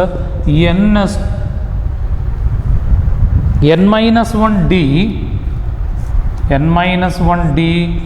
1 to 10 ns1 to 2 n-1d 1 to 10 ns1 to 2. അതിൽ ഓർത്തോണം, ഈ ഇതിലൊക്കെ ചെറിയ എക്സെപ്ഷണൽ കേസ് ഉണ്ട്. ഇപ്പോൾ ഈ ns1 to 2 എന്ന് പറഞ്ഞിട്ടുണ്ടെങ്കിൽ എസ് ബ്ലോക്ക് എലമെൻറ്റ്സിനകത്ത് നമ്മൾ ഹൈഡ്രജൻ്റെ പൊസിഷൻ നമുക്ക് കൃത്യമായിട്ട് പറയാൻ പറ്റില്ല, ഒന്നാമത്തെ കാര്യം. ഈ പി ബ്ലോക്ക് എലമെൻറ്റ്സിനാണ് ഹീലിയത്തിനകത്ത് പിക്കകത്ത് ഇലക്ട്രോൺ ഇല്ല. ഈ ഹീലിയത്തിൻ്റെ ns2 ഡുപ്ലറ്റേ ഉള്ളൂ, 1s2 എന്നാണ് ഇലക്ട്രോണിക് കോൺഫിഗറേഷൻ ഓഫ് ഹീലിയം. പക്ഷേ ഹീലിയത്തിന് നമ്മൾ വേറെ എടുത്ത് ഉൾപ്പെടുത്താൻ പറ്റുകയില്ലാത്തതുകൊണ്ട് നോബിൾ ഗ്യാസിൻ്റെ മുകളിൽ ഉൾപ്പെടുത്തിയിരിക്കുന്നു. ഇനി അതുപോലെ തന്നെ നമ്മുടെ ഡി ബ്ലോക്ക് എലമെൻറ്റ്സിനകത്ത് എല്ലായിടത്തും ns1 to 2 അല്ല, 29 ഡി ബ്ലോക്ക് എലമെൻറ്റ്സിനകത്ത് ns2 ആണ്. 28 എലമെൻറ്റ്സിനകത്ത് ഡി ബ്ലോക്ക് എലമെൻറ്റ്സിനകത്ത് ns2 ആണ്. 11 എലമെൻറ്റ്സിനകത്ത് ns1 ആണ്. ഓക്കെ, പിന്നെ ഒരു എലമെൻറ്റിനകത്ത് മാത്രം, അഥവാ പലേഡിയത്തിനകത്ത് മാത്രം എസ്സിൽ ഇലക്ട്രോൺ ഇല്ല. ഓക്കെ, ദെൻ എഫ് ബ്ലോക്കിൻ്റെ കേസ് വരികയാണെങ്കിൽ, എഫ് ബ്ലോക്കിൻ്റെ കേസിലേക്ക് വരികയാണെങ്കിൽ n-2 F 1 to 14 n-1d 0 to 1 ns2 അവിടെ കോമണാണ്. എഫ് ബ്ലോക്ക് എലമെൻറ്റ്സിൽ ns2 അവിടെ കോമണാണ്. n-2 F 1 to 14 third last ഷെല്ലിലെ എഫ് ഓർബിറ്റിലാണ് ഫില്ല് ചെയ്യുന്നത്. Then n-1d 0 to 1 ns2. Okay, ഇതാണ് നമുക്ക്. പിന്നെ ഗ്രൂപ്പ് വൈസ് ആയിട്ട് നിങ്ങൾ പഠിക്കുന്നുള്ളതുകൊണ്ട് നമുക്ക് അധികം അതിലേക്ക് പോകേണ്ട ആവശ്യമില്ല. പല ഗ്രൂപ്പ് ബ്ലോക്കുകളായിട്ട് നിങ്ങൾ പഠിക്കുന്നുണ്ടല്ലോ, അതുകൊണ്ട് നമുക്ക് പിന്നെ കൂടുതൽ അതിലേക്ക് പോകേണ്ട ആവശ്യം ഇല്ല. പിന്നെ അടുത്ത ടോപ്പിക്ക് എന്ന് പറഞ്ഞിട്ടുണ്ടെങ്കിൽ characteristics of S block, P block, D block, F ബ്ലോക്കാണ്. അതും നിങ്ങൾ ഗ്രൂപ്പ് വൈസ് ആയിട്ടും ബ്ലോക്ക് വൈസ് ആയിട്ടും കാര്യമായിട്ട് +1 +2 പഠിക്കുന്നുണ്ട്. എങ്കിലും നമുക്ക് ജസ്റ്റ് ഒന്ന് ഓടിച്ചു വിടാം. എസ് ബ്ലോക്ക് എലമെൻറ്റ്സിൻ്റെ general characteristics of S block elements. S block elements എന്ന് പറഞ്ഞിട്ടുണ്ടെങ്കിൽ ഗ്രൂപ്പ് 1 2 ആണ് ഉൾപ്പെടുന്നത്. S block elements they are soft metal, low melting point, low ionisation enthalpy, and they readily form +1 oxidation state, +2 oxidation. Group 1 +1 group 2 +2 തരും. അതുപോലെ തന്നെ they are highly reactive. they mainly form ionic compound except lithium and beryllium. lithium, beryllium, പിന്നെ ചില കേസിൽ magnesium, covalent compounds ആണ് ഉണ്ടാക്കുന്നത്. ബാക്കിയുള്ളവരെല്ലാം ionic compounds ആണ് ഉണ്ടാക്കുന്നത്. They are strong reducing and their E0 values are large negative value. Strongest reducing agent among elements is lithium because E0 value is -3.05 volt. They are good conductors of heat and electricity. Okay. പിന്നെ P block എലമെൻറ്റ്സിലേക്ക് വരികയാണ്. P block എലമെൻറ്റ്സിലേക്ക് പറയുകയാണെങ്കിൽ group 13 to 18 elements are called P block elements. Okay, then P block elements contain metals, non metals and metalloids. നമുക്കറിയാം സാധാരണഗതിയിൽ S block, D block, F block മൂന്നും മെറ്റൽസിന് വേണ്ടി ഡെഡിക്കേറ്റ് ചെയ്തിരിക്കുക. പി ബ്ലോക്കിൽ മാത്രമാണ് നിങ്ങൾക്ക് കാണാൻ പറ്റുന്നത് non മെറ്റൽസും മെറ്റലോയിഡ്സും. Okay, and they have high ionization enthalpy, high electronegativity. They mainly form covalent compounds. They show more than one oxidation state. They are good oxidizing agents. Their compounds are good oxidizing. They are good oxidizing agents. Okay, and P block elements and S block elements are collectively known as representative elements or normal elements. അതായത് periodic ടേബിളിൽ ഏറ്റവും കൂടുതൽ കോമ്പൗണ്ടുകൾ ഉണ്ടാക്കുന്നതെന്ന് പറഞ്ഞിട്ടുണ്ടെങ്കിൽ നമ്മുടെ P block എലമെൻറ്റ്സാണ് ഏറ്റവും കൂടുതൽ. നമ്മുടെ ഭൂമിയിലാണെങ്കിൽ ഏറ്റവും കൂടുതൽ കാണപ്പെടുന്ന എലമെൻറ്റ്സ് നോക്കുകയാണെങ്കിൽ ഭൂമിയിൽ മോസ്റ്റ് അബണ്ടൻറ്റ് 3 എലമെൻറ്റ്സ് എടുത്താൽ മോസ്റ്റ് അബണ്ടൻറ്റ് എലമെൻറ്റ് ഒന്നാമത്തെ സ്ഥാനം ഓക്സിജൻ, രണ്ടാം സ്ഥാനം സിലിക്കൺ, മൂന്നാം സ്ഥാനം അലൂമിനിയം. ഇവർ 3 പേരും പി ബ്ലോക്ക് എലമെൻറ്റാണ്. നമ്മുടെ ശരീരത്തിൽ കാണപ്പെടുന്ന ഏറ്റവും കൂടുതൽ എലമെൻറ്റ്സ് നോക്കിയാൽ ഓക്സിജനും ഈ കാർബണും ഹൈഡ്രജനും ഒക്കെ വരുന്നത് ഇവന്മാരെല്ലാം പി ബ്ലോക്ക് എലമെൻറ്റ്സാണ്. ഹൈഡ്രജൻ മാത്രമേ ഉള്ളൂ ഇച്ചിരി അബ്നോർമാലിറ്റി ഉള്ളൂ. അപ്പോൾ ഓക്കെ, അപ്പോൾ പി ബ്ലോക്ക് എലമെൻറ്റ്സ് ആണ് നമ്മുടെ ഏറ്റവും കൂടുതൽ കാണപ്പെടുന്നത്. അപ്പം P block elements and S block elements are collectively known as representative elements or normal elements. ഇനി ഡി ബ്ലോക്ക് എലമെൻറ്റ്സിന് കുറേ ക്യാരക്ടറിസ്റ്റിക് ഉണ്ട്. D block elements they are metals. അപ്പോൾ അതിൻ്റെ തന്നെ മെറ്റൽസിന് കുറേ പ്രോപ്പർട്ടി ഉണ്ടല്ലോ. മെറ്റൽസിൻ്റെ malleable, ductile, sonorous, good conductors of heat and electricity, അങ്ങനെയുള്ള കാര്യങ്ങളുണ്ടല്ലോ. പിന്നെ അവരുടെ properties, they are general properties are in between S block and P block elements വേണേൽ പറയാം. Okay, and they show variable oxidation state. They form both ionic and covalent compounds. They act as good catalysts. Their compounds act as good catalysts. They form colored ions, colored compounds, and they form alloys. They form interstitial compounds. They form large number of complexes. അങ്ങനെ ധാരാളം properties നിങ്ങൾക്ക് D ബ്ലോക്കിനെ കാണാൻ പറ്റും. F ബ്ലോക്കിലേക്ക് വരുമ്പോൾ lanthanoids, actinoids 14 28 elements. ലാന്താനം കഴിഞ്ഞാൽ cerium തൊട്ട് lutetium വരെ 14 elements, actinium കഴിഞ്ഞാൽ തോറിയം തൊട്ട് ലോറൻഷ്യം വരെ 14 എലമെൻറ്റ്സ്. അവരുടെ property they are heavy metal, mass വളരെ കൂടുതലാണ്, high melting point, boiling point, variable oxidation state അവരും കാണിക്കും, കോംപ്ലക്സ് ഫോർമേഷൻ അവരും കാണിക്കും, കളേർഡ് കോമ്പൗണ്ട്സ് അവരും ഉണ്ടാക്കും. ഓക്കെ, പിന്നെ വേറൊരു പ്രശ്നമുള്ളത് ആക്ടിനോയിഡ്സ് എല്ലാവരും തന്നെ റേഡിയോ ആക്റ്റീവാണ്. തോറിയം തൊട്ടാൽ തുടങ്ങുന്നെങ്കിലും ആക്ടീനിയം തൊട്ട് തന്നെ, ആക്ടീനിയം മുതൽ എല്ലാ എലമെൻറ്റ്സും റേഡിയോ ആക്റ്റീവാണ്. ചിലർ ഹൈപ്പർ റേഡിയോ ആക്റ്റീവാണ്, ചിലർ ഹൈപ്പർ റേഡിയോ ആക്റ്റീവ് എലമെൻറ്റാണ്, വളരെയധികം റേഡിയോ ആക്റ്റീവ് എലമെൻറ്റ്സാണ്. പിന്നെയുള്ളത് നമുക്ക് പഠിക്കാനുള്ളത് മെറ്റൽസ്, നോൺ മെറ്റൽസ്, മെറ്റലോയിഡ്സ് എന്നുള്ള ക്ലാസിഫിക്കേഷനാണ്. പീരിയോഡിക് ടേബിളിലെ ഒരു 78% മെറ്റൽസാണ്. അല്ല, ഞാൻ പറഞ്ഞല്ലോ 3 ബ്ലോക്ക് മുഴുവൻ മെറ്റലാണ്, എസും ഡിയും എഫും. 3 ബ്ലോക്ക് മുഴുവൻ മെറ്റൽസാണ്. പിന്നെ പി ബ്ലോക്കിലുണ്ട് ധാരാളം മെറ്റൽസ്. ഓക്കെ, അപ്പോൾ ഇതിൽ തന്നെ മെറ്റൽസിൻ്റെ പ്രോപ്പർട്ടീസൊക്കെ നിങ്ങൾക്ക് അറിയാമല്ലോ. മെറ്റൽസിൻ്റെ പ്രോപ്പർട്ടീസ് ഇനി പറയേണ്ട ആവശ്യമില്ല, എങ്കിലും ഹാർഡാണ്, high melting point, boiling point, sonorous, lustrous, malleable, ductile, high good conductors of heat and electricity, അങ്ങനെയുള്ള പ്രോപ്പർട്ടീസ്. പിന്നെ high melting and boiling point. Melting point ഏറ്റവും കൂടുതലുള്ള മെറ്റൽ ഏതാ? അത് ടങ്സ്റ്റണാണ്. Tungsten has the highest melting point 3683 kelvin. 3683 kelvin, that is a melting point of tungsten. അത്രയും melting point വേറെ ആർക്കും ഇല്ല. ഡയമണ്ടിനുണ്ട്, പക്ഷേ ഡയമണ്ടിൻ്റെ മെൽറ്റിംഗ് പോയിൻറ്റ് പ്രഷർ മാറുമ്പോൾ മാറും. ടങ്സ്റ്റണിൻ്റെ മെൽറ്റിംഗ് പോയിൻറ്റ് ഇത് തന്നെ, ഒരു മാറ്റമില്ല. ബോയിലിംഗ് പോയിൻറ്റും കൂടുതലാണ്, ഏതാണ്ട് ഡബിൾ ഇരട്ടി ആയിട്ട് വരും. ബോയിലിംഗ് പോയിൻറ്റ് ഓഫ് ടങ്സ്റ്റൺ എന്ന് പറഞ്ഞിട്ടുണ്ട് ഏതാണ്ട് ഒരു 6203 കെൽവിനാണ്. ഓക്കെ, ഇനി മെൽറ്റിംഗ് പോയിൻറ്റ് ഏറ്റവും കുറവുള്ള, ബോയിലിംഗ് പോയിൻറ്റ് ഏറ്റവും കുറവുള്ള മെറ്റൽ നമ്മൾ നോക്കുവാണല്ലോ, മെൽറ്റിംഗ് പോയിൻറ്റ് ഏറ്റവും കുറവുള്ള മെറ്റൽ ഏതാ? അത് മെർക്കുറിയാണ്, -37 ഡിഗ്രി സെൽഷ്യസാണ്. Okay, -37 degree Celsius. അവൻ്റെ ബോയിലിംഗ് പോയിൻറ്റ് എത്രയാണ് മെർക്കുറിയുടെ? 356 അല്ലെ 357 അത്രയൊക്കെ വരും. ഡിഗ്രി സെൽഷ്യസ് ആട്ടോ ഞാൻ പറഞ്ഞത്. ടങ്സ്റ്റണിൻ്റെ ഞാൻ കെൽവിനാണ് പറഞ്ഞത്, മെർക്കുറിയുടെ ഞാൻ ഡിഗ്രി സെൽഷ്യസ്. അത് മനസ്സിലാക്കാൻ വേണ്ടിയാണ്, മൈനസ് കാണിക്കാൻ വേണ്ടിയാണ് ഞാൻ പറഞ്ഞത്. ഓക്കെ, അപ്പം മെൽറ്റിംഗ് പോയിൻറ്റ് ഏറ്റവും കുറവുള്ള, ബോയിലിംഗ് പോയിൻറ്റ് ഏറ്റവും കുറവുള്ള മെറ്റൽ എന്ന് പറഞ്ഞാൽ മെർക്കുറിയാണ്. ഓക്കെ, മെർക്കുറിയാണ്. ഇനി ഡെൻസിറ്റി ഏറ്റവും കൂടുതലുള്ള മെറ്റൽ ഏതാ? ഡെൻസിറ്റി ഏറ്റവും കൂടുതലുള്ള മെറ്റൽ എന്ന് പറഞ്ഞിട്ടുണ്ടെങ്കിൽ ഇറിഡിയമാണ്. ഡെൻസിറ്റി ഏറ്റവും കൂടുതൽ 22.61 ഗ്രാം പെർ സെൻറ്റിമീറ്റർ ക്യൂബ്. തൊട്ട് താഴെ ഓസ്മിയം കിടപ്പുണ്ട്, 22.57 gram per centimetre cube. Iridium, osmium, ഇപ്പോൾ ഏതാണോ ഓപ്ഷൻ വരുന്നത് അത് എഴുതുക. ഹയസ്റ്റ് ഡെൻസിറ്റിയുള്ള മെറ്റൽ, ഭയങ്കര ഡെൻസിറ്റി. ഇനി ഏറ്റവും ഡെൻസിറ്റി കുറവുള്ള മെറ്റൽ അതിലൊരു ഡൗട്ടും ഇല്ല, lithium. 0.534 gram per centimetre cube. Lithium വെള്ളത്തിൽ പൊങ്ങിക്കിടക്കും, മണ്ണെണ്ണയിൽ പൊങ്ങിക്കിടക്കും അല്ലേ? നമ്മുടെ ആൽക്കലി മെറ്റൽസൊക്കെ മണ്ണെണ്ണയിൽ സൂക്ഷിക്കുന്നത്, കെറോസിനിൽ സൂക്ഷിക്കുന്നത് നിങ്ങൾ കേട്ടിട്ടില്ലേ? ഓക്കെ, കെറോസിനിൽ സൂക്ഷിക്കുന്നത് കേട്ടിട്ടില്ലേ? അതുകൊണ്ട് നമ്മുടെ ലിഥിയം എന്ന് പറയുന്നത് പാരഫിൻ വാക്സ് ബോട്ടിലാണ് സൂക്ഷിക്കുന്നത്, പാരഫിൻ വാക്സ് ബോട്ടിൽ. ഓക്കെ, പിന്നെയുള്ളത് നമുക്ക് മെറ്റൽസിനെ പറ്റി അത്രയൊക്കെ ഉള്ളൂ പറയാനുള്ളൂ. മെൽറ്റിംഗ് പോയിൻറ്റ്, ബോയിലിംഗ് പോയിൻറ്റ്, ഡെൻസിറ്റിയുടെ കൂടുതലും കുറവൊക്കെ നമ്മൾ പറഞ്ഞല്ലോ. ഓക്കെ, പിന്നെ വലിയ കാര്യമായിട്ട് പിന്നെ മെൽറ്റിംഗ് പോയിൻറ്റ് കുറവുള്ള ലിക്വിഡായിട്ട് എക്സിസ്റ്റ്, റൂം ടെമ്പറേച്ചർ ലിക്വിഡായിട്ട് മെർക്കുറിയാണ്, 100% mercury. Room temperature 25 degree Celsius അല്ലെങ്കിൽ 298 കെൽവിനാണ്. പക്ഷേ അതിനോട് വളരെ അടുത്ത് വരുന്ന ചില ബോയിലിംഗ് പോയിൻറ്റുള്ള, മെൽറ്റിംഗ് പോയിൻറ്റുള്ളവന്മാരാണ്. സ്വീഷിയം, ഫ്രാൻഷിയം, അവർക്കകത്ത് 29-30 ഒക്കെ ഡിഗ്രി സെൽഷ്യസ് വരും. ഗാലിയം ഏതാണ്ട് 30 ഡിഗ്രി സെൽഷ്യസാണ്. സീഷ്യത്തിന് 28-ഉം 29-ഉം ഫ്രാൻഷ്യത്തിന് 28-ഉമാണ്. മെൽറ്റിംഗ് പോയിൻറ്റ് കുറേ താഴോട്ട് വരുന്നത്. അപ്പോൾ സീഷ്യം, ഫ്രാൻഷ്യം, ഗാലിയം അത് ചെറിയ ചൂട് കൊടുത്താൽ അവർ, അല്ലെ ഒരു നല്ല ചൂടുള്ള ദിവസം അവർ ലിക്വിഡ് സ്റ്റേറ്റിൽ എക്സിസ്റ്റ് ചെയ്യുന്നു. അറ്റ്മോസ്ഫിയർ നല്ല സമ്മർ ഡേയ്സ്, നല്ല ചൂടുള്ള കാലഘട്ടത്തിൽ അവർ എങ്ങനെ എക്സിസ്റ്റ് ചെയ്യുന്നത്? ലിക്വിഡ് സ്റ്റേറ്റിലാണ്. ഗാലിയൊക്കെ എടുത്ത് നമുക്ക് കയ്യെ വെക്കാം. ഗാലിയത്തിൻ്റെ പ്രോപ്പർട്ടി നിങ്ങൾക്കറിയാം. ഗാലിയം എടുത്ത് കയ്യെ വെച്ചാൽ മെൽറ്റ് ചെയ്യും. ഗാലിയം എടുത്ത് കയ്യെ വെച്ചിട്ടുണ്ട് ഉടനെ മെൽറ്റ് ചെയ്യുന്ന സാധനമാണ് ഗാലിയം. ഓക്കെ, പിന്നെ നമുക്ക് അടുത്തായിട്ട് പഠിക്കാനുള്ളത് പ്രഡിക്ഷൻ ഓഫ്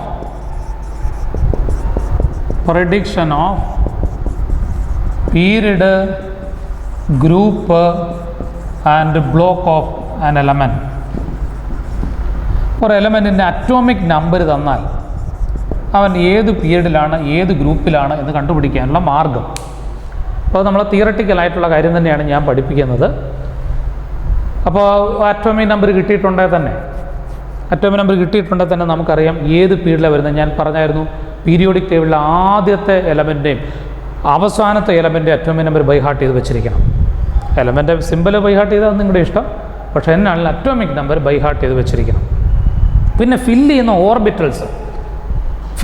ഓർബിറ്റൽസിനെ പറ്റി ഒരു ഐഡിയ ഉണ്ടായിരിക്കും. പിന്നെ ലാന്തനോയിഡിൻ്റെ ആദ്യത്തെ എലമെൻറ്റ് ലന്താനം, പിന്നെ അവസാനത്തെ എലമെൻറ്റിൻ്റെ അറ്റോമിക് നമ്പർ അറിഞ്ഞിരിക്കുക. അത് കഴിഞ്ഞ് വരുന്ന എലമെൻറ്റ്. അപ്പോൾ ലന്താനം കഴിഞ്ഞ് പീരിയോഡ് ടേബിൾ വരുന്നത്, ലന്താനം കഴിഞ്ഞ് അടുത്ത അറ്റോമിക് നമ്പർ എന്ന് പറഞ്ഞിട്ടുണ്ടെങ്കിൽ ലന്താനം 57ആണ്. അപ്പോൾ 58 വരണം. പക്ഷേ 58 വരുന്നത്. അടുത്ത അറ്റോമിക് നമ്പർ എന്ന് പറഞ്ഞിട്ടുണ്ടെങ്കിൽ 72 വരുന്നത്. 58 തൊട്ട് 71 വരെ എങ്ങോട്ട് പോയി? 58 തൊട്ട് 71 വരെ, അതായത് ലന്താനം കഴിഞ്ഞ് വരുന്ന 14 എലമെൻറ്റ്സ് പറഞ്ഞാൽ എഫ് ബ്ലോക്ക് എലമെൻറ്റ്സാണ്. ഓക്കെ, അപ്പോൾ ലന്താനത്തിൻ്റെ അറ്റോമിക് നമ്പർ പറയണം. അത് കഴിഞ്ഞ് വരുന്ന പീരിയോഡ് ടേബിൾ എലമെൻറ്റ് 72, 58 അല്ല, കണ്ടിന്യൂസ് അല്ല. ആക്ടീനിയം കഴിഞ്ഞ് അടുത്ത് വരുന്ന എലമെൻറ്റ്, പീരിയോഡ് ടേബിൾ വരുന്ന എലമെൻറ്റ്, അതിൻ്റെ ഗ്രൂപ്പ് അറിഞ്ഞിരിക്കണം. ഓക്കെ, അതിൻ്റെ ഗ്രൂപ്പ് അറിഞ്ഞിരിക്കണം. ഓക്കെ, സോ ഇപ്പം ഒരു ഇലക്ട്രോണിക് കോൺഫിഗറേഷൻ കിട്ടിയാൽ നമുക്ക് എലമെൻറ്റ് എവിടെയാണെന്ന് കണ്ടുപിടിക്കാൻ പറ്റും. ഒരു ഇലക്ട്രോൺ ഇപ്പോൾ നമ്മൾ 1s2, 2s2, 2p6, 3s2, 3p6 എന്ന് പറഞ്ഞ് പോകുന്ന ഇലക്ട്രോണിക് കോൺഫിഗറേഷൻ അറിയാമെങ്കിൽ നമുക്ക് ഇപ്പം വാലൻസ് ഷെല്ലാണ് അതിൻ്റെ period number. വാലൻസ് shell is same as number of period. അപ്പോൾ ഞാൻ 1s2, 2s2, 2p1 എന്നൊരു എലമെൻറ്റ് എടുക്കുകയെന്ന് വിചാരിച്ചു. 2pയിൽ അവസാനത്തെ ഇലക്ട്രോൺ, 2 എന്ന് പറയുന്നത് സെക്കൻഡ് ഷെല്ലാണ് വാലൻസ് ഷെൽ. അപ്പോൾ സെക്കൻഡ് പീരീഡിൽ ആ എലമെൻറ്റ് ഇരിക്കുന്നത്. അപ്പോൾ വാലൻസ് ഷെൽ നമ്പർ ഏതാണോ അത് തന്നെ ആയിരിക്കും അതിൻ്റെ പീരീഡ് നമ്പർ. ഇനി ലാസ്റ്റ് ഇലക്ട്രോൺ ഏത് ഓർബിറ്റലിലാണോ ഇരിക്കുന്നത് അതായിരിക്കും അതിൻ്റെ ബ്ലോക്ക്. എസ് ബ്ലോക്കാണോ, പി ബ്ലോക്കാണോ, ഡി ബ്ലോക്കാണോ, എഫ് ബ്ലോക്ക്. ലാസ്റ്റ് ഇലക്ട്രോൺ ഏത് ഓർബിറ്റലിരിക്കുന്നു അതിനെയാണ് നമ്മൾ പറയുന്നത് അതിൻ്റെ ഓർബിറ്റൽ. അപ്പം ബ്ലോക്ക് ഏത് ബ്ലോക്കിലാണ് നമുക്ക് പറയാം. ഗ്രൂപ്പ് എങ്ങനെയാണെന്ന് അറിയുന്നത് എങ്ങനെയാണ്? ഗ്രൂപ്പ് അറിയാനായിട്ട് ഇപ്പം എസ് ബ്ലോക്ക് എലമെൻറ്റ്സ് ആണെങ്കിൽ ഗ്രൂപ്പ് നമ്പർ എന്ന് പറഞ്ഞിട്ടുണ്ട് വാലൻസ് ഇലക്ട്രോൺ നമ്പർ തന്നെയാണ്. എസ് ബ്ലോക്ക് എലമെൻറ്റ്സ് ആണെങ്കിൽ NS1 എന്ന് അവസാനിക്കുന്നതെങ്കിൽ അത് ഗ്രൂപ്പ് 1 എലമെൻറ്റാണ്. പക്ഷേ ഞാനൊരു കാര്യം ചോദിച്ചോട്ടെ, 2 ഇലക്ട്രോണിക് കോൺഫിഗറേഷൻ ഞാൻ തരാൻ പോവാണ്. 1s2, 2s2, 2p6, 3s2, 3p6, 4s1. 1s2, 2s2, 2p6, 3s2, 3p6, 3d1, sorry 3d10, 4s1, 3d10 or 3d9 or any number, 3d3, 4s1, 3d5, 4s1 ഏതെങ്കിലും ഒന്ന്. ഇത് രണ്ടുപേരും ഒരേ ഗ്രൂപ്പിലാണോ ഒരേ ബ്ലോക്കിലാണോ? കാര്യം പറഞ്ഞാൽ വാലൻസ് ഇലക്ട്രോണിക് കോൺഫിഗറേഷൻ സെയിം ആണ്. ഒരേ ഗ്രൂപ്പിലാണോ ഒരേ ബ്ലോക്കിലാണോ? അല്ല. കണ്ടോ, S1 എന്നും പറഞ്ഞുകൊണ്ട് നമുക്ക് പറയാം S1 ഡിയും കൂടെ വന്ന സ്ഥിതിക്ക് അതിലെ ലാസ്റ്റ് ഇലക്ട്രോൺ ഡി ഓർബിറ്റിൽ, അത് ഡി ബ്ലോക്ക് എലമെൻറ്റാണ്. ഓക്കെ, അത് ഡി ബ്ലോക്ക് എലമെൻറ്റാണ്. ഇത് ആദ്യത്തേത് എസ് ബ്ലോക്ക് എലമെൻറ്റ്, അതിന് പിറകിൽ ഡി ഒന്നുമില്ല. പിറകിൽ നോബിൾ ഗ്യാസ് കോൺഫിഗറേഷൻ ആണ് എങ്കിൽ അത് എസ് ബ്ലോക്ക് എലമെൻറ്റാണ്, ഗ്രൂപ്പ് 1 അല്ലെ ഗ്രൂപ്പ് 2 ആണ്. കണ്ടോ, ഇവിടെ ഒക്ടറ്റ് കണ്ടില്ലേ, 3s2, 3p6 ഒക്ടറ്റാണ്. കാരണം നോബിൾ ഗ്യാസ് കഴിഞ്ഞല്ലേ ആൽക്കലി മെറ്റൽസ് വരുന്നത്. നോബിൾ ഗ്യാസ് കഴിഞ്ഞിട്ടല്ലേ എസ് ബ്ലോക്ക് എലമെൻറ്റ്സ് വരുന്നത്. അപ്പോൾ noble gas configuration plus NS1 or NS2, that is called S block element. പിന്നെ ആ വാലൻസ് ഇലക്ട്രോണിൻ്റെ എണ്ണം എത്രയാണ് അതാണ് group number. NS1 group 1, NS2 group 2. Okay, ഇനി ഇപ്പോൾ ഇവിടെ എഴുതിയിരിക്കുന്ന 3d10 വന്ന സ്ഥിതിക്ക് തന്നെ അത് ഡി ബ്ലോക്ക് എലമെൻ്റ് ആണെന്ന് മനസ്സിലാക്കുക. രണ്ടും വാലൻസ് കോൺഫിഗറേഷൻ സെയിം ആണ്, പക്ഷേ ഇന്നർ കോൺഫിഗറേഷൻ സെയിം അല്ല. ഓക്കെ, അപ്പോൾ എസ് ബ്ലോക്ക് എലമെൻറ്റ്സിൻ്റെ കണ്ടുപിടിക്കാനായിട്ടാണെങ്കിൽ എസ് ബ്ലോക്ക് എലമെൻ്റ് ആണെന്ന് അറിയാം, ഇലക്ട്രോണിക് കോൺഫിഗറേഷൻ തന്നിട്ടുണ്ട് എങ്കിൽ നിങ്ങൾ നോക്കുക നോബിൾ ഗ്യാസ് കോൺഫിഗറേഷൻ ആണോ സെക്കൻഡ് ലാസ്റ്റ് ഷെല്ലിലുള്ളത് നോക്കുക. അത് കഴിഞ്ഞ് NS1 NS2 ആണോ നോക്കുക, അപ്പോൾ ഉറപ്പായി. ഇനി ഫോർ പി ബ്ലോക്ക് എലമെൻറ്റ്സ് ആണ് എങ്കിൽ 10 plus total number of വാലൻസ് electron. P block elements ആണ് എങ്കിൽ വാലൻസ് ഇലക്ട്രോണിൻ്റെ എണ്ണം നോക്കുക. NSഉം NPയും രണ്ടും കൂടെ ചേർത്താണ് വാലൻസ് ഇലക്ട്രോൺ. അതിനോട് 10 കൂട്ടുക. അപ്പം എനിക്ക് കിട്ടിയിരിക്കുന്ന ഇങ്ങനെ ഒരു എലമെൻറ്റാണ് 4s2, 4p3 എന്ന് പറഞ്ഞൊരു എലമെൻറ്റാണ്. ഇവൻ ഏത് ഗ്രൂപ്പിൽ പെടുന്നു? Total number of വാലൻസ് electron 5. അതിനോട് 10 കൂട്ടുക. 10ഉം 5ഉം 15ാം ഗ്രൂപ്പിൽ പെടുന്ന എലമെൻറ്റാണ് ഇവൻ. ഓക്കെ, ഇനി 5s2,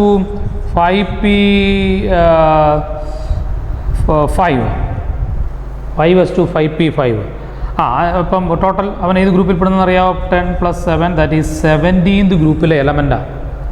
17th ഗ്രൂപ്പിലെ എലമെൻ്റാണ് അവൻ. ഓക്കെ, അപ്പോൾ അതാണ് ഞാൻ പറഞ്ഞത്.